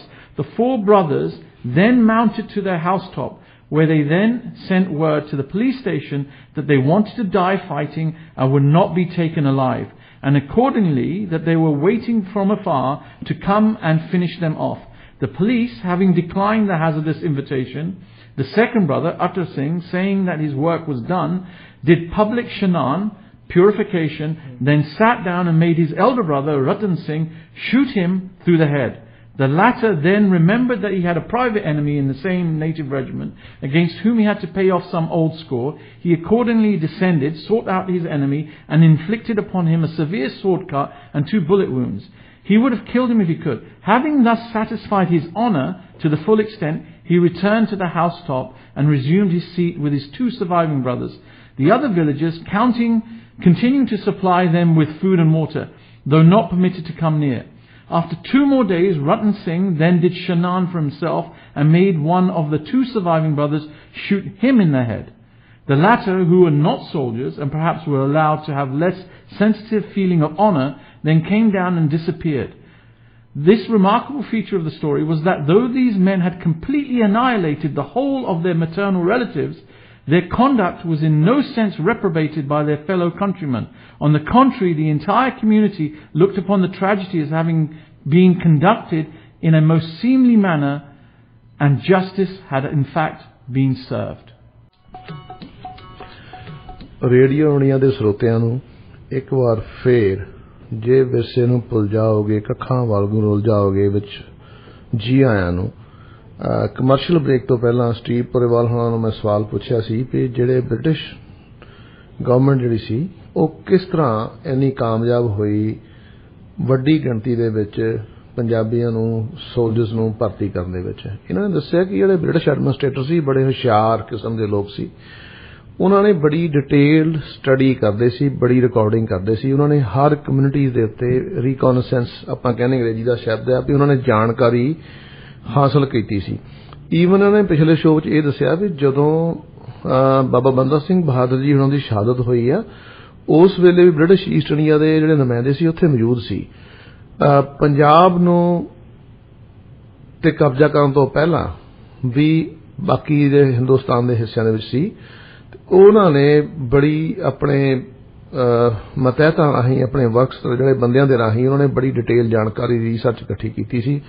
ਕੱਲੀ ਜਾਤ ਤੇ ਕੱਲੇ ਗੋਤ ਤੇ ਉਹਨਾਂ ਦਾ ਇਤਿਹਾਸ, ਉਹਨਾਂ ਦੀ ਆਦਤਾਂ, ਖਾਸ ਕਰਕੇ ਉਹਨਾਂ ਨੇ ਬੜੀ ਬਰੀਕੀ ਨਾਲ ਜਾਂਚਿਆ ਵੀ ਕਿਹੜੀਆਂ ਕੌਮਾਂ ਜਿਹੜੀਆਂ ਕਿਸ ਤਰ੍ਹਾਂ ਦੇ ਕੰਮਾਂ ਦੇ ਵਿੱਚ ਮਹਾਰਤ ਰੱਖਦੀਆਂ ਹਨ, ਕਿਹੜੀਆਂ ਲੜਾਈ ਝਗੜੇ ਵਾਲੀਆਂ ਹਨ, ਕਿਹੜੀਆਂ ਮਾਰਸ਼ਲ ਕੌਮਸ ਹਨ। ਈਵਨ ਕਿ ਉਹਨਾਂ ਨੇ ਫੌਜ ਦੇ ਵਿੱਚ ਜਿਹੜੀ ਭਰਤੀ ਕੀਤੀ ਉਹਨੇ ਮਾਰਸ਼ਲ ਰੇਸ ਥਿਓਰੀ ਦਿੱਤੀ। ਉਹਨਾਂ ਨੇ ਕਿਹਾ ਵੀ ਉਹਨਾਂ ਨੇ ਬਿਲਕੁਲ ਡਿਟੇਲ ਦੱਸੀ। ਉਹਦੇ ਵਿੱਚ ਉਹਨਾਂ ਨੇ ਗਾਂ ਕਬੀਲਿਆਂ ਦੇ ਬਾਰੇ, ਜਾਤਾਂ ਦੇ ਬਾਰੇ, ਗੋਤਾਂ ਦੇ ਬਾਰੇ ਉਹਨਾਂ ਮਿਲਟਰੀ ਅਫਸਰਾਂ ਨੇ ਚੰਗੀ ਤਰ੍ਹਾਂ ਕੰਮ ਕੀਤਾ ਸੀ। ਈਵਨ ਉਹਨਾਂ ਨੇ ਇੱਥੇ ਤੱਕ ਲਿਖਿਆ ਸੀ ਭਰਤੀ ਦੇ ਮੈਨੂਅਲਸ ਦੇ ਵਿੱਚ ਵੀ ਕੋਈ ਇਸ ਤਰ੍ਹਾਂ ਦੀਆਂ 2 ਕਬੀਲਿਆਂ ਦੇ ਲੋਕਾਂ ਨੂੰ ਇਕੱਠੇ ਭਰਤੀ ਨਹੀਂ ਕਰਨਾ ਜਿਹਨਾਂ ਦੇ ਪੁਰਾਣੇ ਝਗੜੇ ਚੱਲਦੇ ਹੋਣ। ਉਹਨਾਂ ਨੇ ਲੋਕਾਂ ਦੇ ਪੁਰਾਣੇ ਜਿਹੜੇ ਝਗੜੇ ਸੀ, ਇੱਕ ਦੂਜੇ ਦੀ ਦੁਸ਼ਮਣੀਆਂ ਸੀ, ਉਹ ਵੀ ਉਹਨਾਂ ਨੇ ਰਿਕਾਰਡ ਕੀਤੀਆਂ ਸੀ।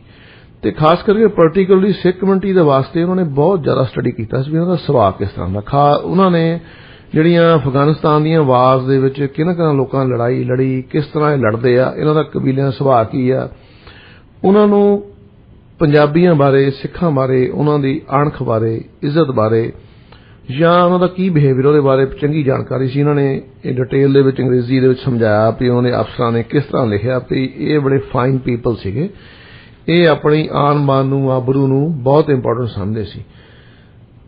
ਇਹਨਾਂ ਜਿਹੜੀ ਸਟੀਵ ਪੁਰੇਵਾਲ ਨੇ ਕਿਤਾਬ ਲਿਖੀ ਹੈ ਲੋਰਡ ਕਰਜ਼ਨ ਜਿਹੜਾ ਵਾਇਸਰੇਅ ਸੀ ਇੰਡੀਆ ਦਾ, ਉਹਨੇ ਆਪਣੀ ਇੱਕ ਵੇਰਵਾ ਦਿੱਤਾ ਵੀ ਪੰਜਾਬੀਆਂ ਬਾਰੇ ਜਾਣਕਾਰੀ ਉਹ ਕਿਸ ਤਰ੍ਹਾਂ ਦੀ ਰੱਖਦੇ ਸੀ। ਇੱਕ ਪਟਿਆਲੇ ਦੇ ਇਲਾਕੇ ਦੇ ਵਿੱਚ ਇੱਕ ਛੋਟਾ ਜ਼ਿਮੀਂਦਾਰ ਅਤਰ ਸਿੰਘ ਤੇ ਉਹਦਾ ਭਰਾ ਦੋਨੇ ਫੌਜ ਬ੍ਰਿਟਿਸ਼ ਆਰਮੀ ਦੇ ਵਿੱਚ ਭਰਤੀ ਹੋ ਗਏ ਤੇ 2 ਭਾਈ ਉਹਨਾਂ ਦੇ ਪਿੰਡ ਦੇ ਵਿੱਚ ਖੇਤੀਬਾੜੀ ਕਰਦੇ ਸੀ। ਪਿੰਡ ਦੇ ਵਿੱਚ ਜਿਹੜੇ ਨੇ ਵਿਰੋਧੀ ਸੀ ਉਹਨਾਂ ਨੂੰ ਜ਼ਿਆਦਾ ਸੀ ਤਕੜੇ ਸੀ। ਉਹਨਾਂ ਨੇ ਬਾਰ-ਬਾਰ ਉਹਨੂੰ ਛੁੱਟੀ ਲੈ ਕੇ ਜਾਣਾ ਪੈਂਦਾ ਸੀ। ਉਹ ਜ਼ਮੀਨ ਦੇ ਵਿੱਚ ਝਗੜਾ ਹੁੰਦਾ ਸੀ। ਜਿਹੜੇ ਵਿਰੋਧੀ ਸੀ ਉਹਨਾਂ ਦੇ ਮਾਲ ਡੰਗਰ ਛੱਡ ਕੇ ਤੇ ਉਹਦੀਆਂ ਫਸਲਾਂ ਉਜਾੜਦੇ ਸੀ ਤਾਂ ਕਿ ਇਹ ਪਿੰਡੋਂ ਭੱਜ ਜਾਣ। ਅੰਤ ਨੂੰ ਜਦੋਂ ਕਿਸੇ ਤਰ੍ਹਾਂ ਦਾ ਫੈਸਲਾ ਨਹੀਂ ਹੋ ਸਕਿਆ ਤੇ ਅਤਰ ਸਿੰਘ ਤੇ ਉਹਦਾ ਭਾਈ ਫੌਜ ਦੇ ਵਿੱਚੋਂ ਹਥਿਆਰ ਜਿੰਨੇ ਵੀ ਕੋਈ ਲੈ ਸਕਦੇ ਸੀ ਉੱਥੋਂ ਲੈ ਕੇ ਵਾਪਸ ਪਿੰਡ ਆ ਕੇ ਉਹਨਾਂ ਐਲਾਨ ਕੀਤਾ ਵੀ ਭਾਈ ਅੱਜ ਆਪਾਂ ਇਸ ਗੱਲ ਦਾ ਨਿਬੇੜਾ ਕਰਨਾ। ਉਹਨਾਂ ਨੇ ਆਪਣੇ ਵਿਰੋਧੀਆਂ ਦੇ 17 ਬੰਦਿਆਂ ਦੇ ਕਤਲ ਕੀਤੇ। 17 ਬੰਦਿਆਂ ਦੇ ਕਤਲ ਕਰਨ ਤੋਂ ਬਾਅਦ ਉਹਨਾਂ ਨੇ ਕਿਹਾ ਵੀ ਅਸੀਂ ਆਪ ਵੀ ਸ਼ਹੀਦੀ ਪਾਉਣੀ ਆ। ਉਹ ਪਿੰਡ ਦੇ ਵਿੱਚ ਬਹਿ ਗਏ ਤੇ 3 ਦਿਨ ਪੁਲਿਸ ਦੀ ਉਡੀਕਦੇ ਰਹੇ ਵੀ ਸਾਨੂੰ ਆ ਕੇ ਪੁਲਿਸ ਮਾਰੇ ਤੇ ਅਸੀਂ ਸ਼ਹੀਦੀ ਪ੍ਰਾਪਤ ਕਰੀਏ। ਉਸ ਤੋਂ ਬਾਅਦ ਉਹਨਾਂ ਨੇ ਆਪਣੇ ਕੋਠੇ ਤੇ ਬਹਿ ਕੇ ਵੇਟ ਕਰਦੇ ਰਹੇ ਪਰ ਪੁਲਿਸ ਨੇ ਉਹ ਕੰਮ ਨਹੀਂ ਕੀਤਾ। ਉਹਨਾਂ ਨੇ ਇਸ਼ਨਾਨ ਕੀਤਾ, ਆਪਣਾ ਫਿਰ ਵੇਟ ਕਰਦੇ ਰਹੇ ਤੇ ਉਹਨਾਂ ਨੇ ਇੱਕ ਭਾਈ ਤਾਂ ਉੱਥੋਂ ਚਲਾ ਗਿਆ ਪਰ ਇੱਕ ਭਾਈ ਨੇ ਆਪਣੇ ਪਿਸਤੌਲ ਨਾਲ ਆਪ ਗੋਲੀ ਮਾਰ ਲਈ। ਕੋਈ ਇਸ ਤਰ੍ਹਾਂ ਦਾ ਰੈਕੋਰਡ ਦੱਸਿਆ। ਸੋ ਕਹਿਣ ਤੋਂ ਭਾਵ ਇਸ ਤਰ੍ਹਾਂ ਦੀ ਡੀਟੇਲ ਲਾਰਡ ਕਰਜ਼ਨ ਜਿਹੜਾ ਉਸ ਸਮੇਂ ਦਾ ਵਾਇਸਰੇਅ ਸੀ, ਸਭ ਤੋਂ ਵੱਡਾ ਉਸ ਜ਼ਮਾਨੇ ਦੇ ਵਿੱਚ ਬ੍ਰਿਟਿਸ਼ ਇੰਡੀਆ ਦੇ ਵਿੱਚ, ਜਿਹਦਾ ਬ੍ਰਿਟਿਸ਼ ਇੰਡੀਆ ਦਾ ਉਹ ਅਫਸਰ ਸੀ ਜਿਹਦੇ ਵਿੱਚ ਅੱਜ ਦਾ ਬੰਗਲਾਦੇਸ਼, ਪੂਰਾ ਹਿੰਦੁਸਤਾਨ ਤੇ ਪਾਕਿਸਤਾਨ ਦਾ ਹਿੱਸਾ ਆਉਂਦਾ। ਉਹ ਆਪਣੀ ਕਿਤਾਬ ਦੇ ਵਿੱਚ ਸਿੱਖਾਂ ਬਾਰੇ, ਉਹਨਾਂ ਦੇ ਸੁਭਾਅ ਬਾਰੇ ਇਦਾਂ ਦੀ ਜਾਣਕਾਰੀ ਲਿਖ ਰਿਹਾ ਵੀ ਇਹ ਇਸ ਤਰ੍ਹਾਂ ਦੇ ਬੰਦੇ ਆ। ਉਹਨੂੰ ਇਸ ਗੱਲ ਦਾ ਪਤਾ ਸੀ ਪੱਕਾ ਵੀ ਜੇ ਇਹਨਾਂ ਨੂੰ ਅਸੀਂ ਆਰਮੀ ਵਿੱਚ ਨਾ ਭਰਤੀ ਰੱਖਿਆ ਤੇ ਇੱਥੇ ਬਗਾਵਤ ਦੀ ਕਦੇ ਵੀ ਸੰਭਾਵਨਾ ਬਣ ਸਕਦੀ ਹੈ, ਖਾਸ ਕਰਕੇ ਪੰਜਾਬ ਦੇ ਵਿੱਚ। ਇਸੇ ਕਰਕੇ ਉਹ ਪੰਜਾਬ ਦੇ ਵਿੱਚ ਵੱਧ ਤੋਂ ਵੱਧ ਆਰਮੀ ਦੇ ਵਿੱਚ ਲੋਕਾਂ ਨੂੰ ਭਰਤੀ ਕਰਦੇ ਸੀ। ਤੇ ਹੈਰਾਨੀ ਦੀ ਗੱਲ ਇਹ ਹੈ ਕਿ 50% ਬਜਟ ਜਿਹੜਾ ਸੀ ਤਕਰੀਬਨ ਬ੍ਰਿਟਿਸ਼ ਇੰਡੀਆ ਆਰਮੀ ਦਾ ਜਿਹੜਾ ਸੀ ਉਹ 50% ਸੋਲਜਰ ਜਿਹੜੇ ਸੀ ਪੰਜਾਬ ਤੋਂ ਸੀ। ਇਹਦਾ ਮਤਲਬ 50% ਬਜਟ ਸੀ ਪੰਜਾਬ ਦੇ ਵਿੱਚ ਲੱਗ ਰਿਹਾ ਸੀਗਾ। ਸੋ ਸਟੀਵ, ਇਹ ਤਾਂ ਤੁਹਾਡੀ ਗੱਲ ਠੀਕ ਹੈ, ਤੁਸੀਂ ਦੱਸਿਆ ਵੀ ਉਹਨਾਂ ਨੂੰ ਕਿਸ ਤਰ੍ਹਾਂ ਦੀ ਨੌਲੇਜ ਸੀ, ਪਰ ਉਸ ਨੌਲੇਜ ਦਾ ਜਿਹੜੀ ਉਹਨਾਂ ਨੇ ਇਹਦਾ ਫਾਇਦਾ ਹੋ ਗਿਆ ਕਿ ਉਹਨਾਂ ਨੇ ਫੌਜ ਦੇ ਵਿੱਚ ਭਰਤੀ ਕਰਾ ਲਿਆ ਲੋਕਾਂ ਨੂੰ, ਪਰ ਇਹਦਾ ਪੰਜਾਬੀਆਂ ਨੂੰ ਵੀ ਕੋਈ ਫਾਇਦਾ ਹੋਇਆ, ਉਹਨਾਂ ਦੇ ਪਰਿਵਾਰਾਂ ਨੂੰ ਵੀ ਕੋਈ ਫਾਇਦਾ ਹੋਇਆ ਕਿ ਨਹੀਂ ਹੋਇਆ? ਇਹਦੇ ਬਾਰੇ ਦੱਸੋ। So they recruited them, and they used this intricate knowledge, detailed knowledge, to be able to get men to enlist. And these enlisted, what it created was a policy that created a rising profile for the Punjabi soldier. So it benefited in that if you look at one of the main drivers for Izzat is prestige. It increased the prestige of each individual soldier. So the fact that they use this detailed knowledge to create essentially what is reverse racism, the British insisted that you must have the 5 Ks if you're going to be join a Sikh regiment. You must have, must maintain your case, your, dari and so forth. This is an instance of reverse discrimination that, if you didn't have them, you can't join. So they elevated the symbols of Sikhism to give Sikhism more prestige. Now what it did was it benefited the community because the numbers of Sikhs started to actually drop after the fall of Maharaja Ranjit Singh's kingdom, because there was no longer patronage by the monarch, a Sikh monarch, for his Sikh subjects. So a lot of Sikhs started to revert back to Hinduism until the British created this reverse discrimination and elevated all the symbols. So if you wanted to earn that pay, get the benefits of all that pay, you had to become, Amrit Shakya Sikh. And the prestige extended to, seeing even white officers wearing, turbans. So if you were a British officer in a Sikh regiment, you had to wear a turban too. And we've spoken about in the previous episode King George V as a colonel-in-chief of a Punjabi cavalry regiment wearing the distar as well. So, Punjabi soldiers were seeing this level of respect actually being manifested in some of their Ks being adopted by the Gore, and the Gore were instructed to always salute the Guru Granth Sahib, and attend Gurdwara services and so forth. Now, what the British did for Sikh regiments was actually have a Granthi, and Guru Granth Sahib to accompany each regiment out into the battlefields. That wasn't done for any other caste or group. And this was special treatment, exceptional treatment. So you remember when we mentioned the Sarsuki sort of mystique around the British were going to come to India and put down the Mughals and with the help of the Sikhs. So this all added to that mystique. Here were the British among the Janta, right, the armed Janta. Here was the British, a superpower. They're aligning themselves with us. They're even wearing our, the star. They're respecting our ways. And then they did.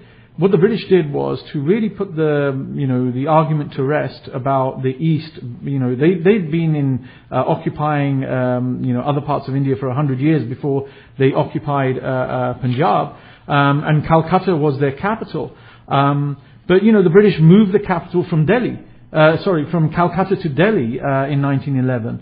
Again, and Delhi was a part of Punjab at that point in time, and this represented a shift in power, the center of power now, to Punjab rather than, the Purbias and the Bengal, the state of Bengal. So all this was adding up to give this prestige to Punjabi soldiers, and the ultimate prestige was when if you look at my book, there's the painting of our soldiers being, Punjabi cavalry being the honor guard of Queen Victoria at a Diamond Jubilee in 1897, and which meant that the Sikhs were being honoured, across the empire. And in that procession, where they're the honour guard, i.e. they're number one in the order, in the procession, people like Wilfrid Laurier, the Prime Minister of Canada, and some of the Canadian troops were, way behind in that procession. So, the prestige element of Izzat, was really how the British turned their intricate knowledge into a motivating, tool. Steve, thank you. ਤੁਸੀਂ ਬੜੀ detail ਨਾਲ ਦੱਸਿਆ। Radio ਦੇ ਸਰੋਤਿਆਂ ਨੂੰ ਮੈਂ ਦੱਸ ਦੇਣਾ ਕਿ ਸਟੀਵ ਹੋਣਾ ਨੇ ਅੰਗਰੇਜ਼ੀ ਦੇ ਵਿੱਚ ਜਿਹੜੇ ਨਹੀਂ ਸਮਝ ਸਕਦੇ, ਮੈਂ ਕੋਸ਼ਿਸ਼ ਕਰਾਂਗਾ ਕਿ ਇਹਨੂੰ ਸਮ ਅਪ ਕਰਨ ਦੀ ਪੰਜਾਬੀ ਦੇ ਵਿੱਚ ਜਿੰਨਾ ਕਿ ਦੱਸਿਆ ਵੀ ਜਦੋਂ ਖਾਲਸਾ ਸਰਕਾਰ ਜਦੋਂ ਮੁਤਹਿਦ ਹੋ ਗਈ, ਖਾਲਸਾ ਸਰਕਾਰ ਦੇ ਲਾਹੌਰ ਦਰਬਾਰ 'ਚ ਖਤਮ ਹੋਣ ਤੋਂ ਬਾਅਦ ਬਹੁਤ ਸਾਰੇ ਲੋਕ ਜਿਹੜੇ ਸੀ ਅੰਮ੍ਰਿਤਧਾਰੀ ਸਿੰਘਾਂ ਦੀ ਗਿਣਤੀ ਘਟਣੀ ਸ਼ੁਰੂ ਹੋ ਗਈ, ਕਿਉਂਕਿ ਕੋਈ ਸਰਕਾਰ ਨਹੀਂ ਰਹੀ, ਕੋਈ ਪੈਟਰਨ ਨਹੀਂ ਰਹੀ, ਕੋਈ ਇਨਸੈਂਟਿਵ ਨਹੀਂ ਰਿਹਾ। ਪਰ ਜਦੋਂ ਬ੍ਰਿਟਿਸ਼ਰਸ ਨੇ ਸਿੱਖ ਰੈਜੀਮੈਂਟਸ ਭਰਤੀ ਕੀਤੀਆਂ, ਉਹਨਾਂ ਲਈ ਇਹ ਜ਼ਰੂਰੀ ਕਰ ਦਿੱਤਾ ਵੀ ਜਿਹਨੇ ਵੀ ਭਰਤੀ ਹੋਣਾ ਉਹਦੇ 5 ਜਿਹੜੇ ਕੱਕੇ ਪੂਰੇ ਹੋਣ, ਉਹ ਕੇਸਾਂਧਾਰੀ ਹੋਵੇ, ਉਹ ਗੁਰੂ ਗ੍ਰੰਥ ਸਾਹਿਬ 'ਚ ਵਿਸ਼ਵਾਸ ਰੱਖਦਾ ਹੋਵੇ। ਹੋਰ ਤਾਂ ਹੋਰ ਕੀ ਨਾਲ ਇੱਕ ਐਕਸੈਪਸ਼ਨ ਬ੍ਰਿਟਿਸ਼ ਆਰਮੀ ਦੇ ਵਿੱਚ ਕੀਤੀ ਵੀ ਜਦੋਂ ਵੀ ਕੋਈ ਮੋਰਚੇ ਦੇ ਉੱਤੇ ਅੱਗੇ ਆਰਮੀ ਦੀ ਮੂਵਮੈਂਟ ਹੋਏਗੀ, ਗੁਰੂ ਗ੍ਰੰਥ ਸਾਹਿਬ ਜੀ ਸਵਾਰੀ ਨਾਲ ਜਾਊਗੀ। ਤੇ ਜਿਹੜੇ ਬ੍ਰਿਟਿਸ਼ ਸੋਲਜਰਾਂ ਦੇ ਆਫੀਸਰ ਸੀ, ਉਹਨਾਂ ਨੂੰ ਇਹ ਹਦਾਇਤ ਕੀਤੀ ਗਈ ਕਿ ਤੁਸੀਂ ਜਦੋਂ ਗੁਰੂ ਗ੍ਰੰਥ ਸਾਹਿਬ ਦੀ ਸਵਾਰੀ ਜਾਂਦੀ ਹੋਵੇ ਉਹਨੂੰ ਮੱਥਾ ਟੇਕਣਾ, ਉਹਨੂੰ ਤੁਸੀਂ ਉਹਨਾਂ ਦੀ ਰਿਸਪੈਕਟ ਕਰਨੀ ਹੈਗੀ ਆ। ਸੋ ਇਸ ਤਰ੍ਹਾਂ ਦੇ ਨਾਲ ਜਿਹੜੇ ਬੰਦੇ ਆਪਣੇ ਅਕੀਦੇ ਦੇ ਵਿੱਚ ਸਿੱਖ ਧਰਮ 'ਚ ਵਿਸ਼ਵਾਸ ਰੱਖਣ ਵਾਲੇ ਸੀ, ਉਹਨਾਂ ਦੀ ਇੱਜ਼ਤ ਦੇ ਵਿੱਚ ਵਾਧਾ ਹੋਇਆ। ਉਸ ਇੱਜ਼ਤ ਦੇ ਨਾਲ ਉਹਨਾਂ ਦੇ ਮਿਲਟਰੀ ਵਿੱਚ ਭਰਤੀ ਹੋਣ ਦਾ, ਉਹਨਾਂ ਦੇ ਧਰਮ ਦੇ ਵਿੱਚ ਆਸਥਾ ਰੱਖਣ ਦਾ ਇੱਕ ਸਬਬ ਬਣਿਆ ਇਹ ਬ੍ਰਿਟਿਸ਼ ਇੰਡੀਆ ਆਰਮੀ ਦੇ ਵਿੱਚ। ਸੋ ਇਹ ਇੱਕ ਬੜੀ ਇੰਪੋਰਟੈਂਟ ਗੱਲ ਹੈ।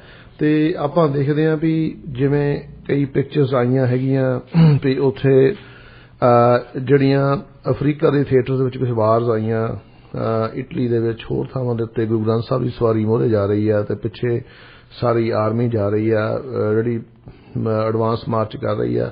ਸੋ ਉਹ ਇੱਕ ਬੜੇ ਮਾਣ ਦੀ ਗੱਲ ਆ ਕਿ ਸਾਡੇ ਇਸ਼ਟ ਨੂੰ ਉਹਨਾਂ ਨੇ ਇੰਨਾ ਮਾਣ ਦਿੱਤਾ, ਇੰਨਾ ਉਹਨਾਂ ਨੇ ਪ੍ਰਭਾਵ ਦਿੱਤਾ। ਸੋ ਇਹ ਵੀ ਇੱਕ ਕਾਰਨ ਬਣਿਆ ਕਿ ਵੱਡੀ ਗਿਣਤੀ ਦੇ ਵਿੱਚ ਲੋਕ ਜਿਹੜੇ ਸੀਗੇ ਉਹ ਬ੍ਰਿਟਿਸ਼ ਆਰਮੀ ਦੇ ਵਿੱਚ ਭਰਤੀ ਹੋਏ। ਉਹ ਭਰਤੀ ਹੋ ਕੇ ਆਪਣੇ ਆਪ ਨੂੰ ਇੱਕ ਬਿਹਤਰ ਖਾਲਸੇ ਦੇ ਰੂਪ ਵਿੱਚ ਦੇਖਦੇ ਸੀ। ਉਹ ਕਿਉਂਕਿ ਉਹ ਪੂਰੇ ਆਪਣੇ ਕਕਾਰ ਪਾਉਂਦੇ ਸੀ, ਗੁਰਬਾਣੀ ਦਾ ਪਾਠ ਕਰਦੇ ਸੀ ਤੇ ਆਪਣੇ ਗੁਰੂ ਦੀ ਭੈ ਦੇ ਵਿੱਚ ਰਹਿ ਕੇ ਜਿਹੜੇ ਆਪਣੇ ਦਿੱਤੇ ਹੋਏ ਵਚਨ ਨੂੰ ਨਿਭਾਉਂਦੇ ਸੀ। ਇਸ ਤਰ੍ਹਾਂ ਦੇ ਨਾਲ ਉਹਨਾਂ ਦੀ ਜਿਹੜੀ ਪ੍ਰੈਸਟੀਜ ਸੀ ਉਹ ਵੱਧ ਗਈ। ਉਹ ਹੋਰ ਇੱਜ਼ਤ ਦਾ ਕਨਸੈਪਟ ਜਿਹੜਾ ਉਹ ਅੱਗੇ ਹੋਰ ਜਿਹੜੇ ਬ੍ਰਿਟਿਸ਼ ਰਾਜ ਦੇ ਵਿੱਚ ਉਹਦੀ ਇੱਜ਼ਤ ਜਿਹੜੀ ਸੀ ਹੋਰ ਵਧੀ। ਹੈਰਾਨੀ ਦੀ ਗੱਲ ਉਹਦੇ ਵਿੱਚ ਇਹ ਆ ਕਿ ਜਦੋਂ 1800 ਇਹਨਾਂ ਦੇ ਬ੍ਰਿਟਿਸ਼ ਦੀ ਕਿਤਾਬ ਦੇ ਵਿੱਚ ਇੱਕ ਫੋਟੋਗ੍ਰਾਫ ਹੈ ਜਿਹੜੀ ਛਪੀ ਆ 1897 ਦੇ ਵਿੱਚ। ਉਸ ਵੇਲੇ ਜਦੋਂ ਮਨਾਈ ਜਾ ਰਹੀ ਸੀ, ਜਿਹੜੇ ਵੀ ਕੋਈ ਸਰੋਤੇ ਲੈਣਾ ਚਾਹੁਣ ਦੀ ਕਿਤਾਬ ਲੈ ਸਕਦੇ ਆ, ਦੇਖ ਸਕਦੇ ਆ। ਕੁਈਨ ਵਿਕਟੋਰੀਆ ਨੇ ਸੇਂਟ ਪੌਲ ਕੈਥੀਡਰਲ ਦੇ ਵਿੱਚ 22 ਜੂਨ 1897 ਦੇ ਵਿੱਚ ਇੱਕ ਜਿਹੜੀ ਉਹਦਾ ਗਾਰਡ ਆਫ ਆਨਰ ਜਿਹੜਾ ਕੁਈਨ ਜੁਬਲੀ ਸੈਲੀਬ੍ਰੇਸ਼ਨ ਚੱਲ ਰਹੀ ਹੈ, ਉਹਦੇ ਵਿੱਚ ਜਿਹੜਾ ਉਹਦੀ ਰੱਥ ਆ ਰਹੀ ਹੈ ਪਿੱਛੇ, ਉਸ ਤੋਂ ਸਭ ਤੋਂ ਮੂਹਰੇ ਕੁਈਨ ਦੇ ਮੂਹਰੇ ਜਿਹੜੇ ਪੰਜਾਬ ਦੇ ਸਿੱਖ ਸੋਲਜਰਸ ਆਪਣੀ ਖਾਲਸਾ ਆਰਮੀ ਦੀਆਂ ਵਰਦੀਆਂ ਦੇ ਵਿੱਚ ਆਪਣੀਆਂ ਕਿਰਪਾਨਾਂ ਲੈ ਕੇ ਤੇ ਜਿਹੜੇ ਉਹਨਾਂ ਦੇ ਬ੍ਰਿਟਿਸ਼ ਆਫੀਸਰਸ ਆ ਉਹਨਾਂ ਨੇ ਵੀ ਪੱਗਾਂ ਬੰਨੀਆਂ ਹੋਈਆਂ, ਕੁੱਲੇ ਵਾਲੀਆਂ ਪੱਗਾਂ ਬੰਨ੍ਹ ਕੇ ਉਹ ਪੰਜਾਬ ਆਰਮੀ ਦੀਆਂ ਬਿਲਕੁਲ ਉਸੇ ਤਰ੍ਹਾਂ ਦੀਆਂ ਵਰਦੀਆਂ ਪਾ ਕੇ ਮੋਹਰੇ ਆ। ਸੋ ਇਹ ਬੜੀ ਵੱਡੀ ਗੱਲ ਹੈ। 1897 ਜਾਂ 1875 ਇਸ ਤੋਂ 1900 ਤੋਂ ਪਹਿਲਾਂ ਦਾ ਜਿਹੜਾ ਸਮਾਂ ਸੀ ਉਹ ਬ੍ਰਿਟਿਸ਼ ਅੰਪਾਇਰ ਦੇ ਜਜ਼ਬੇ ਦਾ ਜਾਹੋ ਜਲਾਲ ਦਾ ਸਿਰਾ ਸੀ। ਉਸ ਜਾਹੋ ਜਲਾਲ ਦੇ ਸਿਰੇ ਵਿੱਚ ਜਿਹੜੀ ਇੱਕ ਡਾਇਮੰਡ ਜੁਬਲੀ ਮਨਾਈ ਗਈ, ਉਹਦੇ ਉੱਤੇ ਜਿਹੜਾ ਸਬਬ ਬਣਿਆ, ਜਿਹੜੇ ਲੋਕੇ ਉਹ ਗਾਰਡ ਆਫ ਆਨਰ ਦੇ ਵਿੱਚ ਸਭ ਤੋਂ ਮੂਹਰੇ ਕੁਈਨ ਦੇ ਰੱਥ ਨੂੰ ਕੌਣ ਸੀਗੇ? ਪੰਜਾਬ ਦੇ ਨੌਜਵਾਨ, ਸਿੱਖ ਰੈਜੀਮੈਂਟ ਤੇ ਉਹਨਾਂ ਦੇ ਬ੍ਰਿਟਿਸ਼ ਸੋਲਜਰਸ ਜਿਹੜੇ ਆਫੀਸਰ ਸੀਗੇ, ਨਾਟ ਸੋਲਜਰ, ਜਿਹੜੇ ਬ੍ਰਿਟਿਸ਼ ਆਫੀਸਰਸ, ਉਹ ਵੀ ਉਹਨਾਂ ਦੀਆਂ ਪੱਗਾਂ ਵਾਲੀਆਂ ਵਰਦੀਆਂ ਦੇ ਵਿੱਚ। ਉਹਨਾਂ ਨੇ ਮੈਂ ਦੇਖ ਰਿਹਾ ਕਿ ਉਹਨਾਂ ਨੇ ਕਿਵੇਂ ਮੁੱਛਾਂ ਰੱਖੀਆਂ ਹੋਈਆਂ ਤੇ ਉਹਨਾਂ ਨੇ ਪੱਗਾਂ ਬੰਨ੍ਹ ਕੇ ਉਸੇ ਤਰ੍ਹਾਂ ਲੜ ਛੱਡ ਕੇ ਆਪਣੇ, ਉਹਨਾਂ ਦੇ ਕੋਲੇ ਵੀ ਜਿਹੜੀਆਂ ਇੰਗਲਿਸ਼ ਜਿਹੜੀਆਂ ਕਿਰਪਾਨਾਂ ਸੋਰਡਸ ਆ, ਤੇ ਉਹਦੇ ਪਿੱਛੇ ਪਿੱਛੇ ਜਿਹੜੇ ਚੱਲਿਆ ਆ ਰਿਹਾ ਖਾਲਸਾ ਆਰਮੀ, ਇਹਨਾਂ ਦੇ ਕੋਲ ਜਿਹੜੀਆਂ ਆਪਣੀਆਂ ਟ੍ਰੈਡੀਸ਼ਨਲ ਸੋਰਡ ਜਿਹੜੀਆਂ ਪੰਜਾਬ ਵਾਲੀਆਂ ਉਹਨਾਂ ਕੋਲੇ ਉਹ ਹੈਗੀਆਂ। ਸੋ ਇਹ ਸੀ ਮਾਣ, ਇਹ ਸੀ ਇੱਜ਼ਤ ਜਿਹੜੀ ਕਿ ਉਹਨਾਂ ਲੋਕਾਂ ਨੇ ਮਿਹਨਤ ਨਾਲ, ਆਪਣੀ ਪ੍ਰੋਫੈਸ਼ਨਲਿਜ਼ਮ ਦੇ ਨਾਲ, ਆਪਣੇ ਗੁਰੂ ਦੇ ਆਸ਼ੇ ਦੇ ਨਾਲ ਇਹ ਮਾਣ ਖਟਿਆ ਬ੍ਰਿਟਿਸ਼ ਇੰਡੀਆ ਆਰਮੀ ਦੇ ਵਿੱਚ। ਸੋ ਇਹ ਗੱਲਬਾਤ ਸਟੀਵ ਹੋਣੇ ਕੀਤੀ। ਸਟੀਵ, ਇਹ ਗੱਲ ਠੀਕ ਹੈ, ਤੁਸੀਂ ਬੜੀ ਡਿਟੇਲ ਨਾਲ ਦੱਸਿਆ ਵੀ ਕਿਸ ਤਰ੍ਹਾਂ ਲਾਹੌਰ ਦੇ ਵਿੱਚ ਖਾਲਸਾ ਦਰਬਾਰ ਦੇ ਖਤਮ ਹੋਣ ਤੋਂ ਬਾਅਦ ਕਿਸੇ ਤਰ੍ਹਾਂ ਜਿਹੜੇ ਪੰਜਾਬ ਦੇ ਹੋਰ ਲੋਕ ਤੇ ਸਿੱਖ ਖਾਸ ਕਰਕੇ ਵੱਡੀ ਗਿਣਤੀ ਵਿੱਚ ਫੌਜ ਭਰਤੀ ਹੋਏ ਤੇ ਕਿਸ ਤਰ੍ਹਾਂ ਉਹਨਾਂ ਨੇ ਕਾਮਯਾਬੀ ਕੀਤੀ ਤੇ ਕਿਸ ਤਰ੍ਹਾਂ ਦੀ ਰਿਸਪੈਕਟ ਉਹ ਦੇ ਰਹੇ ਸੀਗੇ ਉਹਨਾਂ ਲੋਕਾਂ ਨੂੰ। ਪਰ ਜਿਹੜੀ ਇਹ ਗੱਲ ਠੀਕ ਹੈ ਵੀ ਉਹਨਾਂ ਨੂੰ ਤਨਖਾਹਾਂ ਵੀ ਆਈਆਂ ਹੋਣਗੀਆਂ, ਉਹਨਾਂ ਦੇ ਘਰਾਂ ਦੇ ਵਿੱਚ ਸਰਗੀ ਵੀ ਆਈ ਹੋਊਗੀ ਤੇ ਪੈਨਸ਼ਨ ਦੀ ਵੀ ਗੱਲ ਤੁਸੀਂ ਦੱਸੀ। ਇਹ ਤਾਂ ਗੱਲ ਹੋ ਗਈ ਮਿਲਟਰੀ ਵਾਲੇ ਪਾਸੇ ਦੀ, ਪਰ ਆਮ ਲੋਕਾਂ ਨੂੰ ਕੀ ਫਾਇਦਾ ਹੋਇਆ? ਜਿਹੜੇ ਇਹ ਆਮ ਤੌਰ ਤੇ ਕਿਹਾ ਜਾਂਦਾ ਕਿ ਉਸ ਵੇਲੇ ਮਾਲੀਆ ਬਹੁਤ ਸੀ, ਬ੍ਰਿਟਿਸ਼ ਸਰਕਾਰ ਲੈਂਦੀ, ਲੋਕਾਂ ਨੂੰ ਬੜੀ ਮੁਸ਼ਕਲ ਪੈਦਾ ਹੁੰਦੀ ਸੀ, ਉਹਨਾਂ ਕੋਲ ਤਾਂ ਆਪਣਾ ਮਾਲੀਆ ਤਾਰਨ ਜੋਗੇ ਪੈਸੇ ਨਹੀਂ ਸੀ।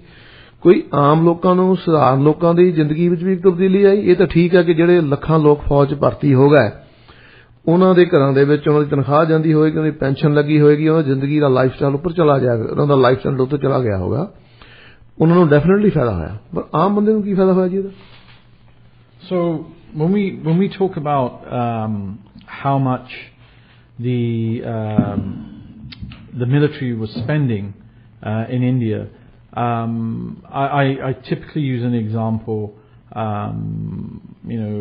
about let's say today the Canadian government decided to spend half of its national budget in Esquimalt on the island, because that's a naval base and it's basically a military cantonment. If you just imagine if the Canadian government spent billions of dollars on Vancouver Island, what would happen? Roads would be built, cantonments would be built, there would be employment, not just for military, but for all the inhabitants, the population of that town.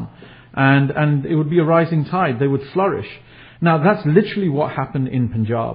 As I mentioned, 50% of the national government expenditure was on military, and the military, the British government decided that they wanted to develop Punjab for strategic reasons, because it was on the border of Afghanistan. They feared Russian encroachment into India. They feared Afghan incursions into India, jihadis. So because it was strategic territory, they decided that the lion's share of that military budget was going to be spent in Punjab. So Punjab became a garrison town, but with it becoming a garrison province, it also became a granary for the empire, because all that expenditure filtered through into the local population. So if we just look at cantonments, originally, they're there for, the military requirements, they're there for accommodating troops, animals, storehouses, parade grounds. But what they did was they allowed bazaars to be set up. And these, bazaars, they flourished, and soon they became commercial town centers. So, you have commercial, business growing around, military cantonments. Then all these cantonments had to be linked, by roads. And these roads extended all the way up to the Punjab border, to Peshawar, Khyber Pass and so forth, because that border had to be protected. So you have, this infrastructure being built out, the communications, telegraphs and so forth. And, that when they're building the physical infrastructure like roads, they specifically the GT road, that was completely reconditioned, for all weather conditions. and they deviated. They didn't necessarily take the shortest route between Delhi and Peshawar. They actually went through Fuqara and Jalandhar and deviated because they knew that these were commercial centres, and it aided and abetted the development of business and commerce in those areas. So this was the offshoot of military expenditure that the general population was now starting to avail benefits of better infrastructure. But what they specifically did for farmers was they built canals. They engineered canals throughout Punjab, and especially the salt ranges, which is now on the in West Punjab, and they created canal colonies, Lalpur, and in total the British irrigated over 11 million acres of land, and now this was the largest canal irrigated tract of land in India. So this was in Punjab, nowhere else. I mean, the second closest level of irrigation by canal was in Madras, but Punjab was 2.5 times higher than that. So what essentially happened is that the Punjab acreage crops increased, and it grew by over 80%. And now with better irrigation came better crops. And what you see happening in Punjab that benefits everyone, not just the military, is that land prices tripled in value during the second half of the 19th century under the British Raj. So the canals were a revolutionary step. They made the farmers, they increased the crop yields. They also changed the type of crops that were people could grow, and what that meant was that they actually caused a boom in agriculture in Punjab, and that boom in agriculture in Punjab benefited the Aam Banda, right? They were getting more crops sold. They were getting better prices for their crops, and this ended up back in their pocket. So it was led by the military, but it had the offshoot of that was an economic boom for the province, an agricultural boom. Radio India ਦੇ ਸਰੋਤਿਆਂ ਨੂੰ ਇੱਕ ਵਾਰ ਫੇਰ ਆਪ ਦੇ host Jagmohan Singh ਵੱਲੋਂ programme ਜੇ ਵਿਰਸੇ ਨੂੰ ਭੁੱਲ ਜਾਓਗੇ ਕੱਖਾਂ ਵਾਂਗ ਭੁੱਲ ਜਾਓਗੇ ਵਿੱਚ ਜੀ ਆਇਆਂ ਨੂੰ। ਅੱਜ ਅਸੀਂ ਉਸ ਮਹਾਨ ਵਿਰਸੇ ਦੀ ਗੱਲ ਕਰ ਰਹੇ ਹਾਂ ਜਿਸ ਦੇ ਵਿੱਚ ਪੰਜਾਬ ਬ੍ਰਿਟਿਸ਼ ਅੰਪਾਇਰ ਦੇ ਅੰਡਰ ਹੋਣ ਤੋਂ ਬਾਅਦ ਕਿਸ ਤਰ੍ਹਾਂ ਪੰਜਾਬ ਦੇ ਨੌਜਵਾਨ ਫੌਜ ਵਿੱਚ ਭਰਤੀ ਹੋਏ, ਕਿਸ ਤਰ੍ਹਾਂ ਉਹਨਾਂ ਨੇ ਵੱਖਰੇ ਵੱਖਰੇ ਥੀਏਟਰ ਦੇ ਵਿੱਚ ਯੁੱਧ ਲੜਿਆ ਅਤੇ 1847 ਤੋਂ ਬਾਅਦ ਬ੍ਰਿਟਿਸ਼ ਇੰਡੀਆ ਆਰਮੀ ਦੇ ਝੰਡੇ ਥੱਲੇ ਹੋਰ ਵੱਖ-ਵੱਖ ਥਾਵਾਂ ਤੇ ਲੜੇ। ਪਰ ਜਿਸ ਚੀਜ਼ ਦੀ ਗੱਲ ਆਪਾਂ ਕਰ ਰਹੇ ਹਾਂ ਉਹ ਗੱਲਬਾਤ ਹੈ ਨਵੰਬਰ 11 ਦੀ ਰਿਮੈਂਬਰੈਂਸ ਡੇ, ਕਿ ਕੈਨੇਡਾ ਦੇ ਵਿੱਚ ਇਹ ਮਨਾਇਆ ਜਾਣ ਵਾਲਾ ਨਵੰਬਰ 11 ਦਾ ਦਿਨ, ਜਿਸ ਦਿਨ ਫਲੈਂਡਰਸ ਫੀਲਡ ਦੇ ਵਿੱਚ ਸ਼ਹੀਦ ਹੋਏ ਕੈਨੇਡੀਅਨ ਫੌਜਾਂ ਤੇ ਉਸ ਤੋਂ ਬਾਅਦ ਜਿਹਨਾਂ ਲੋਕਾਂ ਨੇ ਸੁਰੱਖਿਆ ਦਸਤਿਆਂ ਵਿੱਚ ਸ਼ਾਮਲ ਹੋ ਕੇ ਆਪਣੀ ਜਾਨਾਂ ਵਾਰੀਆਂ, ਉਹਦੇ ਬਾਰੇ ਸ਼ਰਧਾ ਦੇ ਫੁੱਲ ਪੇਂਟ ਕਰਦੇ ਆ ਤੇ ਉੱਥੇ ਲੋਕ ਪੌਪੀ ਫਲਾਵਰ ਜਿਹੜਾ ਆ ਉਹ ਆਪਣੇ ਲਾਉਂਦੇ ਆ ਸੀਨਿਆਂ ਉੱਤੇ ਲਾ ਕੇ ਉਹਨਾਂ ਨੂੰ ਯਾਦ ਕਰਦੇ ਆ। ਤੇ ਫਲੈਂਡਰਸ ਦੇ ਫੀਲਡ ਦੇ ਵਿੱਚੋਂ ਹੀ ਇਹ ਪੌਪੀ ਆਇਆ, ਇਸੇ ਗੱਲ 'ਚੋਂ ਜਨਮ ਹੋਇਆ। ਉਸ ਯੁੱਧ ਬਾਰੇ ਆਪਾਂ ਗੱਲ ਕੀਤੀ ਵੀ ਕੈਨੇਡਾ ਦੇ ਸੋਲਜਰਸ ਬਰਤਾਨੀਆ ਦੇ ਝੰਡੇ ਥੱਲੇ ਲੜ ਰਹੇ ਸੀ, ਹਿੰਦੁਸਤਾਨ ਦੇ ਲੋਕ ਵੀ ਉਸੇ ਝੰਡੇ ਥੱਲੇ ਲੜ ਰਹੇ ਸੀ, ਆਸਟ੍ਰੇਲੀਆ ਦੇ ਲੋਕ ਵੀ ਉਸੇ ਝੰਡੇ ਥੱਲੇ ਲੜ ਰਹੇ ਸੀ, ਕਿਉਂਕਿ ਇੱਕ ਮੁਲਕ ਸੀ। ਕਿੰਗ ਜਾਰਜ ਪੰਚਮ ਉਸ ਵੇਲੇ ਦਾ ਰਾਜਾ ਸੀ, ਉਸ ਬਾਦਸ਼ਾਹ ਦੇ ਥੱਲੇ ਇਹ ਜਰਮਨੀ ਦੇ ਅਗੇਂਸਟ ਸਾਰੀਆਂ ਫੋਰਸਿਸ ਲੜ ਰਹੀਆਂ ਸੀ।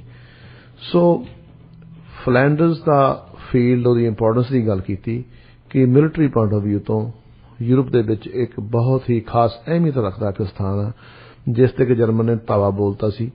ਜਰਮਨ ਤਾਂ ਕੁਝ ਸੈਂਕੜੇ ਮੀਲ ਦੂਰ ਲੰਡਨ ਤੋਂ ਬੈਠਾ ਸੀ, ਜੇ ਉਸ ਤੋਂ ਅਗਾਂਹ ਵੱਧ ਜਾਂਦਾ ਤੇ ਇਹ ਲੜਾਈ ਦਸੰਬਰ 1914 ਦੇ ਵਿੱਚ ਹੀ ਓਵਰ ਹੋ ਜਾਣੀ ਸੀ। ਪਰ ਉਸ ਵੇਲੇ ਬ੍ਰਿਟਿਸ਼ ਫੋਰਸਿਸ ਦਾ ਬਹੁਤ ਨੁਕਸਾਨ ਹੋਇਆ ਫਲੈਂਡਰਸ ਦੇ ਫੀਲਡ ਵਿੱਚ, ਨਾਰਦਰਨ ਫਰਾਂਸ ਤੇ ਬੈਲਜੀਅਮ ਦੇ ਵਿੱਚ। ਬੈਲਜੀਅਮ ਤੇ ਉਹਨਾਂ ਨੇ ਕਬਜ਼ਾ ਕਰ ਲਿਆ ਤੇ ਬਰਤਾਨੀਆ ਦੇ ਕੋਲੇ ਕੋਈ ਰਾਹ ਨਹੀਂ ਸੀ, ਕਿਉਂਕਿ ਕੈਨੇਡਾ ਦੀਆਂ ਫੋਰਸਿਸ, ਆਸਟ੍ਰੇਲੀਆ ਦੇ ਫੋਰਸਿਸ ਹਜੇ ਰੈਡੀ ਨਹੀਂ ਸੀ। ਉਹਨਾਂ ਨੇ ਹਿੰਦੁਸਤਾਨ ਦੇ ਲੋਕਾਂ ਨੂੰ ਪੰਜਾਬੀ ਸੋਲਜਰਸ ਨੂੰ, ਭਾਰਤ ਦੇ ਲੋਕਾਂ ਨੂੰ ਵਾਸਤੇ ਪਾਏ ਕਿ ਤੁਸੀਂ ਸਾਡੇ ਰਾਜ ਦੀ ਇੱਜ਼ਤ ਬਚਾ ਸਕਦੇ ਆ। ਉਹ ਇੱਜ਼ਤ ਬਚਾਉਣ ਦੀ ਖਾਤਰ ਫਲੈਂਡਰਸ ਦੇ ਵਿੱਚ ਆਏ, ਬੜੀ ਬਹਾਦਰੀਆਂ ਲੜੇ, ਸ਼ਹੀਦੀਆਂ ਦਿੱਤੀਆਂ, ਕੈਨੇਡੀਅਨ ਸੋਲਜਰ ਦੇ ਨਾਲ ਲੜੇ। ਪਹਿਲੀ ਵਾਰੀ ਦੁਨੀਆ ਦੇ ਉੱਤੇ ਜਿਹੜੀ ਮਸਟਰਡ ਗੈਸ ਵਰਗੀਆਂ ਜ਼ਹਿਰੀਲੀਆਂ ਗੈਸਾਂ ਉਸ ਏਰੀਆ ਦੇ ਵਿੱਚ ਵਰਤੀਆਂ ਗਈਆਂ। ਉੱਥੇ ਸਨ ਲਾਹੌਰ ਡਿਵੀਜ਼ਨ, ਫਿਰੋਜ਼ਪੁਰ ਡਿਵੀਜ਼ਨ। ਇਹ ਨੌਜਵਾਨ ਲੋਕ ਪੰਜਾਬੀ ਸੋਲਜਰ ਉੱਥੇ ਲੜੇ ਔਰ ਵਰਲਡ ਦੇ ਇੱਕ ਇੰਪੋਰਟੈਂਟ ਥੀਏਟਰ ਦੇ ਉੱਤੇ ਲੜੇ, ਯੋਧਿਆਂ ਵਾਂਗੂ ਲੜੇ। ਉਹਨਾਂ ਨੇ ਸਾਬਤ ਕੀਤਾ ਕਿ ਅਸੀਂ ਯੂਰਪ ਦੀਆਂ ਨਸਲਾਂ ਨਾਲੋਂ ਘੱਟ ਨਹੀਂ, ਬਲਕਿ ਉਹਨਾਂ ਨੂੰ ਬਹਾਦਰ ਸੋਲਜਰ ਹਾਂ। ਇਹ ਗੱਲਬਾਤ ਚੱਲ ਰਹੀ ਸੀ ਤੇ ਉਸ ਗੱਲ ਦੇ ਵਿੱਚ ਚੱਲਦਿਆਂ ਆਪਾਂ ਗੱਲ ਚੱਲੀਏ ਪੰਜਾਬ ਦੇ ਵਿੱਚ। ਗੱਲ ਕੀਤੀ ਕਿ ਕਿਸ ਤਰ੍ਹਾਂ ਮਿਲਟਰੀ ਦੀ ਭਰਤੀ ਹੋਈ ਤੇ ਪੰਜਾਬ ਦੇ ਵਿੱਚ ਜਿਹੜੀ ਬ੍ਰਿਟਿਸ਼ ਸੀ ਉਸ ਵੇਲੇ ਇੰਟਰਨੈਸ਼ਨਲ ਥੀਏਟਰ ਦੇ ਉੱਤੇ ਬਹੁਤ ਮੁਲਕਾਂ ਦੇ ਰਾਜ ਸੀ, ਜਿਵੇਂ ਮੈਂ ਦੱਸ ਰਿਹਾ, ਤੇ ਪੰਜਾਬ ਇੱਕ ਖਾਸ ਇੰਪੋਰਟੈਂਸ ਰੱਖਦਾ ਸੀ। ਪੰਜਾਬ ਦੇ ਵਿੱਚ ਆਉਣ ਤੋਂ ਬਾਅਦ ਪਹਿਲਾਂ ਉਹਦਾ ਕੈਪੀਟਲ ਕਲਕੱਤਾ ਸੀ, ਕਿਉਂਕਿ ਬੰਗਾਲ ਵਾਲੇ ਪਾਸੇ ਉਹਦਾ ਪਹਿਲਾਂ ਕਬਜ਼ਾ ਹੋ ਗਿਆ ਸੀ, ਜਦੋਂ ਦਿੱਲੀ ਉਸ ਵੇਲੇ ਪੰਜਾਬ ਦਾ ਹਿੱਸਾ ਸੀ। ਲਾਹੌਰ ਦਰਬਾਰ ਡਿੱਗਣ ਤੋਂ ਬਾਅਦ ਉਹਨਾਂ ਨੇ ਦਿੱਲੀ ਦੇ ਵਿੱਚ ਆਪਣਾ ਕੈਪੀਟਲ ਟ੍ਰਾਂਸਫਰ ਕਰ ਲਿਆ। ਇਹ ਵੀ ਇੱਕ ਪੰਜਾਬ ਦੇ ਵਾਸਤੇ ਇੱਕ ਗੱਲ ਸੀ ਕਿ ਹੁਣ ਜਿਹੜਾ ਕੈਪੀਟਲ ਹੈ ਹਿੰਦੁਸਤਾਨ ਦਾ, ਬ੍ਰਿਟਿਸ਼ ਇੰਡੀਆ ਦਾ, ਉਹ ਪੰਜਾਬ ਦੇ ਵਿੱਚ ਹੈ, ਉਹ ਬੰਗਾਲ ਦੇ ਵਿੱਚ ਨਹੀਂ। ਸੋ ਉਸ ਤੋਂ ਬਾਅਦ ਰਸ਼ੀਆ ਤੋਂ ਜਾਂ ਜਿਹੜੀ ਬ੍ਰਿਟਿਸ਼ ਜਿਹੜਾ ਉਸ ਵੇਲੇ ਇੰਟਰਨੈਸ਼ਨਲ ਥੀਏਟਰ ਦੇ ਉੱਤੇ ਜਿਹੜਾ ਇਸ਼ੂ ਸੀ ਕਿ ਰਸ਼ੀਆ ਦੀ ਇਨਵੇਜਨ ਤੋਂ ਡਰਦੇ ਸੀ ਤੇ ਨਾਲ ਉਹ ਅਫਗਾਨਿਸਤਾਨ ਤੋਂ 1842 ਦੇ ਵਿੱਚ ਜੰਗ ਹਾਰ ਚੁੱਕੇ ਸੀ। ਉਹ ਚਾਹੁੰਦੇ ਸੀ ਇਸ ਪੱਖ ਤੋਂ ਪੰਜਾਬ ਦੇ ਵਿੱਚ ਉਹਨੇ ਬਹੁਤ ਸਾਰੀਆਂ ਮਿਲਟਰੀ ਛਾਉਣੀਆਂ ਬਣਾਈਆਂ। ਕੱਲੀਆਂ ਮਿਲਟਰੀ ਛਾਉਣੀਆਂ ਨਹੀਂ ਬਣਾਈਆਂ, ਉਹਦੇ ਵਿੱਚ ਬਾਜ਼ਾਰ ਬਣੇ, ਹੋਰ ਸਾਰੀਆਂ ਸੁੱਖ ਸਹੂਲਤਾਂ ਉਹਨਾਂ ਨੇ ਪੈਦਾ ਕੀਤੀਆਂ ਆਪਣੇ ਫੌਜੀਆਂ ਵਾਸਤੇ। ਨਾਲ ਉਹਨਾਂ ਨੂੰ ਸਾਰੀਆਂ ਛਾਉਣੀਆਂ ਨੂੰ ਸੜਕਾਂ ਨਾਲ ਜੋੜਿਆ, ਬਹੁਤ ਸਾਰੇ ਥਾਵਾਂ ਤੇ ਰੇਲਵੇ ਨਾਲ ਜੋੜਿਆ। ਉਹਦੇ ਨਾਲ ਬਾਜ਼ਾਰ ਬਣਨ ਦੇ ਨਾਲ ਨਵੀਆਂ ਕਮਰਸ਼ੀਅਲ ਓਪਰਚੁਨਿਟੀ ਸ਼ਾਮਲ ਹੋਈਆਂ। ਉਹਦੇ ਨਾਲ ਪੰਜਾਬ ਦੇ ਵਿੱਚ ਖੁਸ਼ਹਾਲੀ ਆਈ, ਆਰਥਿਕ ਤਰੱਕੀ ਆਈ। ਹੁਣ ਉਦੋਂ ਜਿਹੜੀ ਮਿਲਟਰੀ ਹੈ ਉਹਦੇ ਵਿੱਚ ਉਸ ਵੇਲੇ ਦੇ ਵਿੱਚ ਅੱਜ ਵਾਂਗੂ ਮਸ਼ੀਨੀਕਰਨ ਇੰਨਾ ਜ਼ਿਆਦਾ ਨਹੀਂ ਸੀ। ਉਹਨਾਂ ਵਾਸਤੇ ਘੋੜੇ ਤੇ ਹੋਰ ਪਸ਼ੂ ਵੀ ਚਾਹੀਦੇ ਸੀ। ਜੇ ਹੁਣ ਤੁਸੀਂ ਲੱਖਾਂ ਦੀ ਗਿਣਤੀ ਦੇ ਵਿੱਚ ਮਿਲਟਰੀ ਦੀ ਛਾਉਣੀ ਦੇ ਵਿੱਚ ਬੰਦੇ ਬਹਾਲੇ ਆ ਤੇ ਉਹਨਾਂ ਦੇ ਵਾਸਤੇ ਖਾਦ ਲਈ, ਖੁਰਾਕ ਲਈ, ਦੁੱਧ, ਪਾਣੀ, ਹੋਰ ਖੁਰਾਕ ਦੀਆਂ ਲੋੜਾਂ ਸੀ। ਉਹਨਾਂ ਨੂੰ ਕਿਸ ਤਰ੍ਹਾਂ ਪੂਰਾ ਕਰਨਾ? ਉਹਨਾਂ ਨੇ ਇਸ ਕਰਕੇ ਪੰਜਾਬ ਦੇ ਵਿੱਚ ਜਿਹੜੀ ਖੇਤੀਬਾੜੀ ਆ ਉਹਦੇ ਵਾਸਤੇ, ਆਪਣੀਆਂ ਲੋੜਾਂ ਵਾਸਤੇ ਤੇ ਯੂਰਪ ਦੀਆਂ ਲੋੜਾਂ ਵਾਸਤੇ ਕਨਾਲ ਕਾਲੋਨੀਜ਼ ਬਣਾਈਆਂ। ਕਨਾਲ ਕਾਲੋਨੀਜ਼ ਜਿਹੜੀਆਂ ਸੀ ਉਸ ਵੇਲੇ ਸਭ ਤੋਂ ਵੱਧ 11 ਮਿਲੀਅਨ ਏਕੜ ਲੈਂਡ ਸੀ। ਲਾਲਪੁਰ ਜਾਂ ਹੋਰ ਜਿਹੜੀਆਂ ਵੈਸਟ ਪੰਜਾਬ ਜਿਹੜੀਆਂ ਸਾਰੀਆਂ ਪਾਕਿਸਤਾਨ ਵਿੱਚ ਰਹਿ ਗਈਆਂ, ਜਿਹੜੀਆਂ ਕਿ ਪਹਿਲਾਂ ਉਹ ਬਿਲਕੁਲ ਜਿਹੜੀਆਂ ਲੈਂਡ ਸੀਗੀ ਬੈਰਨ ਲੈਂਡ ਸੀਗੀ, ਜਿਹੜੀ ਜ਼ਮੀਨ ਬਰਾਨੀ ਸੀ। ਬਰਾਨੀ ਤੋਂ ਇੱਕਦਮ ਨਹਿਰਾਂ ਕੱਢਣ ਦੇ ਨਾਲ ਬੜੀ ਉਪਜਾਊ ਜ਼ਮੀਨ ਹੋ ਗਈ। ਨਵੇਂ ਉਹਨਾਂ ਨੇ ਬੀਜ ਲਿਆਂਦੇ, ਈਵਨ ਨਰਮੇ ਵਰਗੀਆਂ ਫਸਲਾਂ, ਕਣਕ ਦੀਆਂ, ਕਪਾਹ ਦੀਆਂ। ਇਹ ਗੱਲ ਗਵਾਹੀ ਭਰਦਾ ਜਿਹੜਾ ਸਾਡਾ ਲੈਂਡ ਰੈਕਰਡਸ ਹੈ, ਤੇ ਜ਼ਮੀਨ ਦੀਆਂ ਕੀਮਤਾਂ 3 ਗੁਣਾ ਵੱਧ ਗਈਆਂ ਕਿਉਂਕਿ ਜ਼ਮੀਨ ਦੀ ਉਪਜ ਵੱਧ ਗਈ। ਸੋ ਇਹ ਬੈਨੀਫਿਟ ਹੋਇਆ ਉਸ ਚੀਜ਼ ਦਾ ਆਮ ਬੰਦੇ ਨੂੰ, ਕਿਉਂਕਿ ਖੁਸ਼ਹਾਲੀ ਆਈ, ਤਰੱਕੀ ਆਈ। ਮਿਲਟਰੀ ਦੇ ਬੇਸ ਨੂੰ ਫੀਡ ਕਰਨ ਵਾਸਤੇ ਇੰਟਰਨੈਸ਼ਨਲ ਮੰਡੀਕਰਨ ਜਿਹੜੀ ਸੀ ਉਹਨੂੰ ਐਕਸੈਸ ਮਿਲੀ ਪੰਜਾਬ ਦੇ ਲੋਕਾਂ ਨੂੰ। ਈਵਨ ਮੈਂ ਆਪਣੇ ਪਰਿਵਾਰਕ ਗੱਲ ਸ਼ੇਅਰ ਕਰਨ ਲੱਗੇ ਰੇਡੀਓ ਦੇ ਸਰੋਤਿਆਂ ਨਾਲ ਕਿ ਇਕੱਲੇ ਪੰਜਾਬ 'ਚ ਹੀ ਨਹੀਂ ਬਲਕਿ ਪੰਜਾਬ ਦੇ ਲੋਕ ਸਿੰਧ ਤੱਕ ਜਿਹੜੀਆਂ ਕਨਾਲ ਕਾਲੋਨੀਜ਼ ਸੀਗੀਆਂ ਸਿੰਧ ਤੱਕ ਗਏ ਸੀ। ਉੱਥੇ ਵੀ ਜਾ ਕੇ ਪੰਜਾਬ ਦੇ ਕਿਸਾਨਾਂ ਨੇ ਜ਼ਮੀਨਾਂ ਲਈਆਂ। ਅੱਜ ਵੀ ਤੁਸੀਂ ਦੇਖਦੇ ਹੋ ਕਿ ਹਿੰਦੁਸਤਾਨ ਦੇ ਹੋਰ ਹਿੱਸਿਆਂ ਵਿੱਚ ਲੋਕੀ ਖੇਤੀਬਾੜੀ ਕਰ ਰਹੇ ਆ।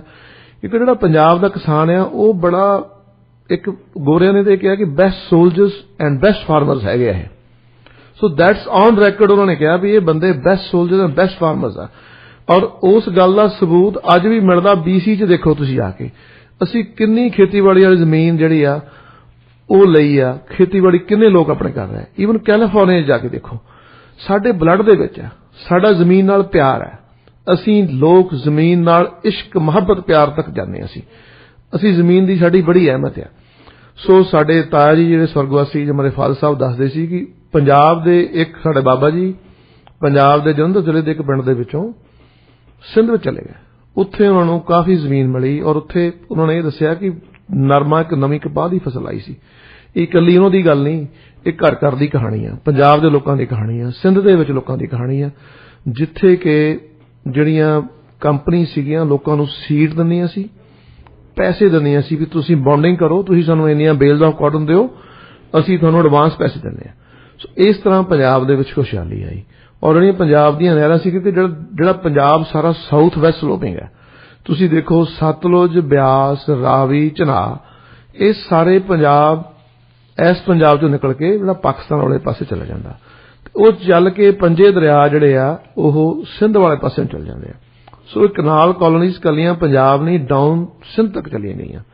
ਔਰ ਜਿਹੜਾ ਪੰਜਾਬੀ ਫਾਰਮਰ ਸੀ ਉਹਨੂੰ ਤਰਜੀਹੀ ਤੌਰ ਤੇ ਜਿਹੜੇ ਗੋਰੇ ਸੀ ਉਹ ਅਲਾਟ ਕਰਦੇ ਸੀ। ਔਰ ਜਿਹੜੇ ਸੁਣਨ ਵਿੱਚ ਇਹ ਵੀ ਆਇਆ ਵੀ ਉਹ ਲੋਕ ਕਹਿੰਦੇ ਸੀ ਵੀ ਓਕੇ ਠੀਕ ਹੈ, ਵੀ ਜਿਹੜਾ ਬੰਦਾ ਸਿਹਤਮੰਦ ਆ, ਤਕੜਾ ਆ, ਜੇ ਇੱਕ ਜੋਗ ਆ ਉਹਨੂੰ ਅੱਧਾ ਮਰਬਾ ਦੇ ਦਿਓ, ਕਿਉਂਕਿ ਉਹਨਾਂ ਨੂੰ ਇਹ ਪਤਾ ਸੀ ਵੀ ਇੱਕ ਜੋਗ ਦੇ ਨਾਲ 12.5 ਕਿੱਲੇ ਜ਼ਮੀਨ ਵਾਹੀ ਕਰ ਸਕਦਾ। ਜੇ ਦੋ ਭਰਾ ਆ, ਇਹਨਾਂ ਨੂੰ ਇੱਕ ਮਰਬਾ ਦੇ ਦਿਓ। ਸੋ ਇਸ ਤਰ੍ਹਾਂ ਜ਼ਮੀਨਾਂ ਦਿੱਤੀਆਂ ਗਈਆਂ, ਇਸ ਤਰ੍ਹਾਂ ਖੁਸ਼ਹਾਲੀ ਆਈ। ਇਹਦਾ ਡਾਇਰੈਕਟ ਰਿਲੇਸ਼ਨਸ਼ਿਪ ਪੰਜਾਬ ਦੀ ਆਰਮੀ ਦੇ ਜਿਹੜੀ ਭਰਤੀ ਸੀ ਉਹਦੇ ਨਾਲ ਸੀ, ਕਿਉਂਕਿ ਪੰਜਾਬ ਦੇ ਸਿੱਖ ਸਿਪਾਹੀਆਂ ਨੇ, ਪੰਜਾਬ ਦੇ ਸਿਪਾਹੀਆਂ ਨੇ ਬਹਾਦਰੀ ਦਿਖਾਈ, ਲੋਇਲਟੀ ਦਿਖਾਈ। ਉਹਨਾਂ ਨੂੰ ਦੱਸਿਆ ਕਿ ਅਸੀਂ ਆਪਣਾ ਗੁਰੂ ਦਾ ਬਚਨ ਲੈ ਕੇ, ਕਿਉਂਕਿ ਉਹਨਾਂ ਨੇ ਭਰਤੀ ਉਹ ਕੀਤੇ ਜਿਹੜੇ ਗੁਰਸਿੱਖ ਸੀ, ਜਿਹੜੇ ਵਿੱਚ ਗੁਰੂ ਗ੍ਰੰਥ ਸਾਹਿਬ ਵਿੱਚ ਆਸਥਾ ਰੱਖਣ ਵਾਲੇ ਸੀ। ਔਰ ਉਹਨਾਂ ਨੇ ਦੇਖਿਆ ਕਿ ਜਦੋਂ ਇਹ ਸਿੱਖ ਗੁਰੂ ਗ੍ਰੰਥ ਸਾਹਿਬ ਦੀ ਸਹੁੰ ਖਾ ਕੇ ਇੱਕ ਵਾਰੀ ਭਰਤੀ ਹੋ ਗਿਆ, ਆਪਣੇ ਦਿੱਤੇ ਬਚਨ ਤੋਂ ਪਿੱਛੇ ਨਹੀਂ ਆਉਂਦਾ। ਉਸ ਬਚਨ ਦੀ ਵਕਤ ਸੀ, ਉਹਦੀ ਇੱਜ਼ਤ ਸੀ, ਉਸੇ ਕਰਕੇ ਸਾਨੂੰ ਇਹ ਸਾਰੀਆਂ ਜਿਹੜੀਆਂ ਐਕਸੈਸ ਮਿਲਿਆ ਉਹਨਾਂ ਜ਼ਮੀਨਾਂ ਤੇ, ਜਾਇਦਾਦਾਂ ਤੇ। ਪੰਜਾਬ ਦੇ ਲੋਕਾਂ ਦੇ ਵਿੱਚ ਖੁਸ਼ਹਾਲੀ ਆਈ, ਹੋਰ ਵੀ ਲੋਕਾਂ ਨੂੰ ਜ਼ਮੀਨਾਂ ਮਿਲੀਆਂ, ਪਰ ਜ਼ਿਆਦਾ ਜ਼ਮੀਨਾਂ ਜਿਹੜੀਆਂ ਸੀ ਆਰਮੀ ਦੇ ਵਿੱਚ ਜਿਹੜੇ ਵਾਪਸ ਗਏ ਉਹਨਾਂ ਨੂੰ ਵੀ ਮਿਲੀਆਂ। ਸੋ ਇਹ ਬੈਨੀਫਿਟ ਪੰਜਾਬ ਨੂੰ ਹੋਇਆ। ਹਾਂ, ਉਹਦੇ ਨਾਲ ਨਾਲ ਜਿਹੜੀ ਪੋਲੀਟੀਕਲ ਇਸ਼ੂਜ਼ ਹੋਰ ਵੀ ਸੀਗੇ, ਉਹ ਵੀ ਆਪਾਂ ਡਿਸਕਸ ਕਰਾਂਗੇ।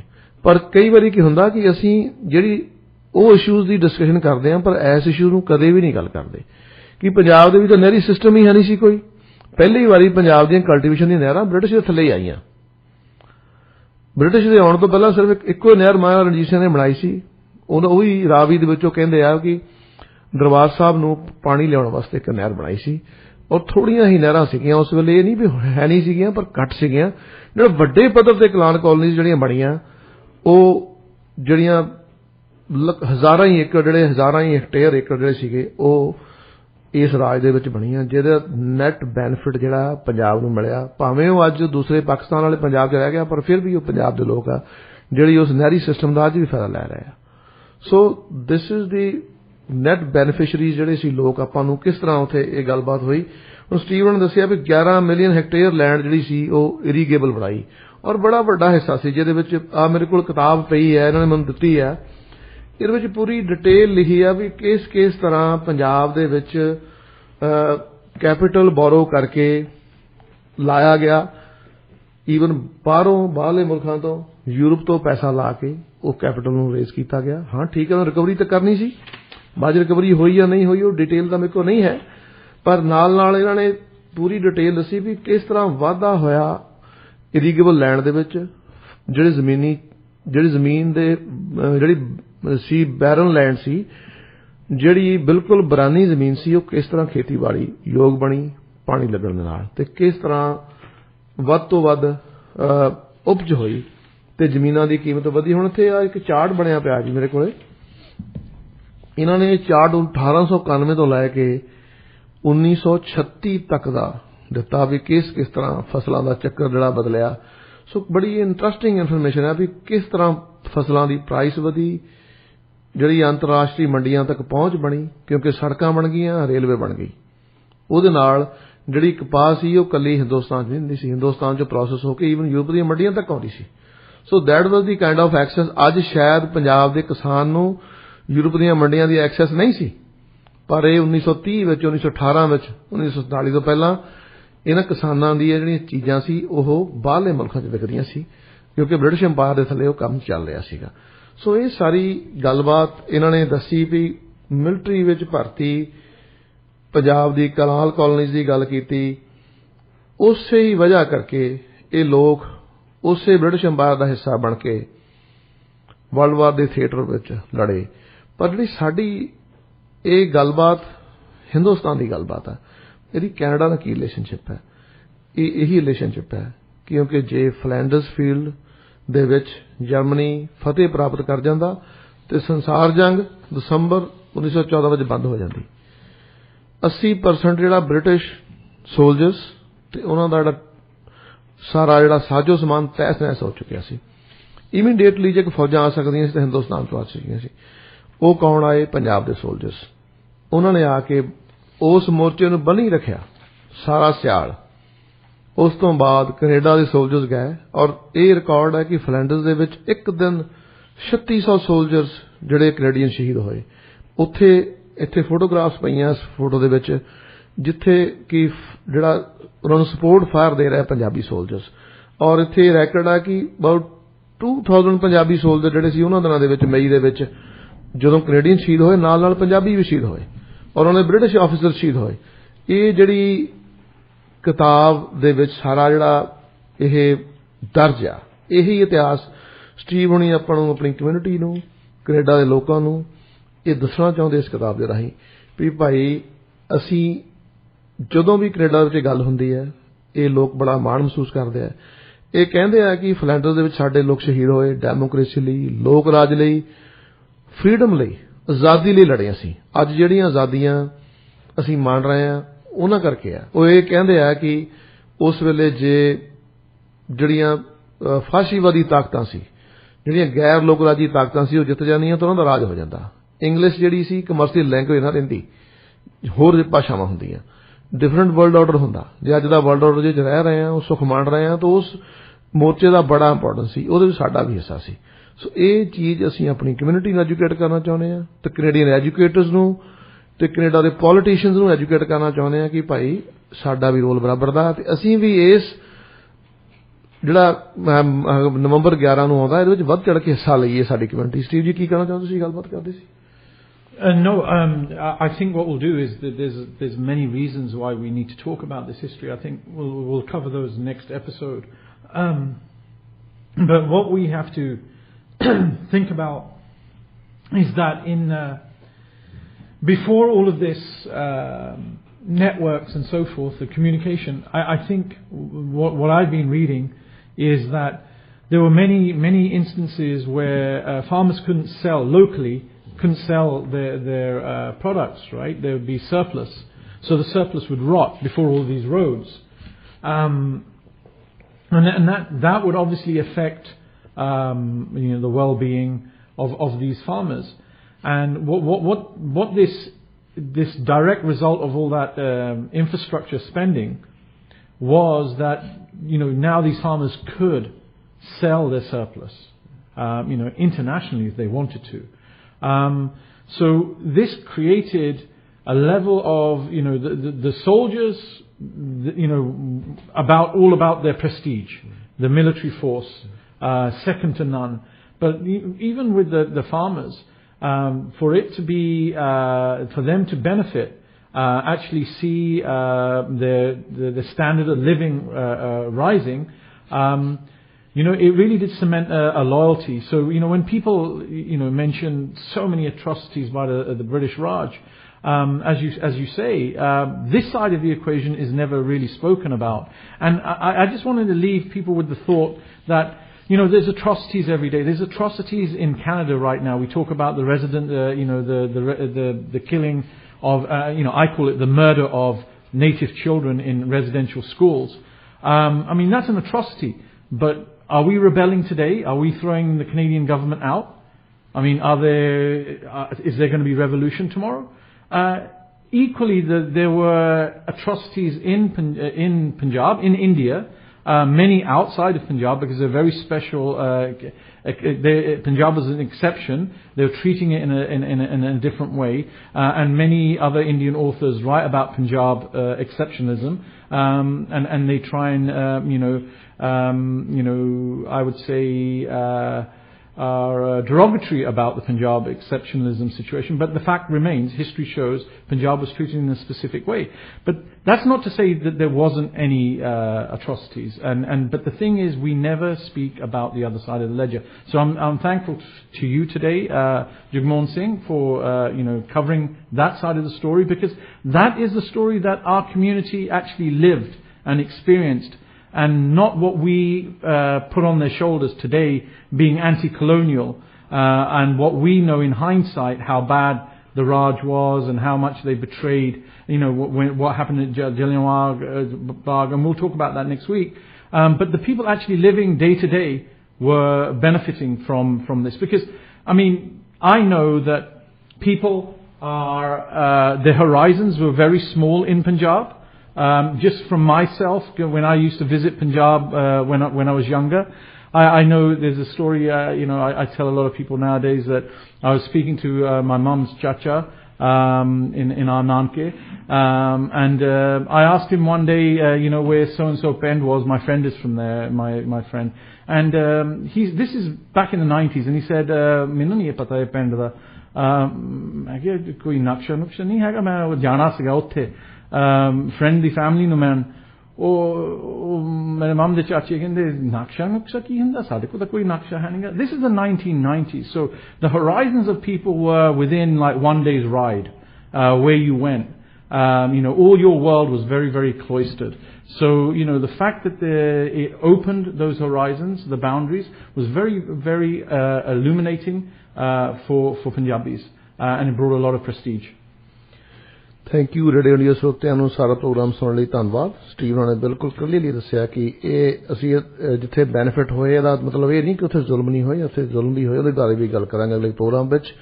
ਰੇਡੀਓ ਇੰਡੀਆ ਦੇ ਸਰੋਤਿਆਂ ਨੂੰ ਸਾਡੇ ਵੱਲੋਂ ਫੇਰ ਰੇਡੀਓ ਇੰਡੀਆ ਦੀ ਮੈਨੇਜਮੈਂਟ ਦਾ ਸਾਰਿਆਂ ਦਾ ਧੰਨਵਾਦ ਅੱਜ ਦਾ ਪ੍ਰੋਗਰਾਮ ਸੁਣਨ ਲਈ. ਮਿਹਰਬਾਨੀ. ਫਿਰ ਮਿਲਾਂਗੇ ਅਗਲੇ ਸ਼ੋਅ ਦੇ ਵਿੱਚ.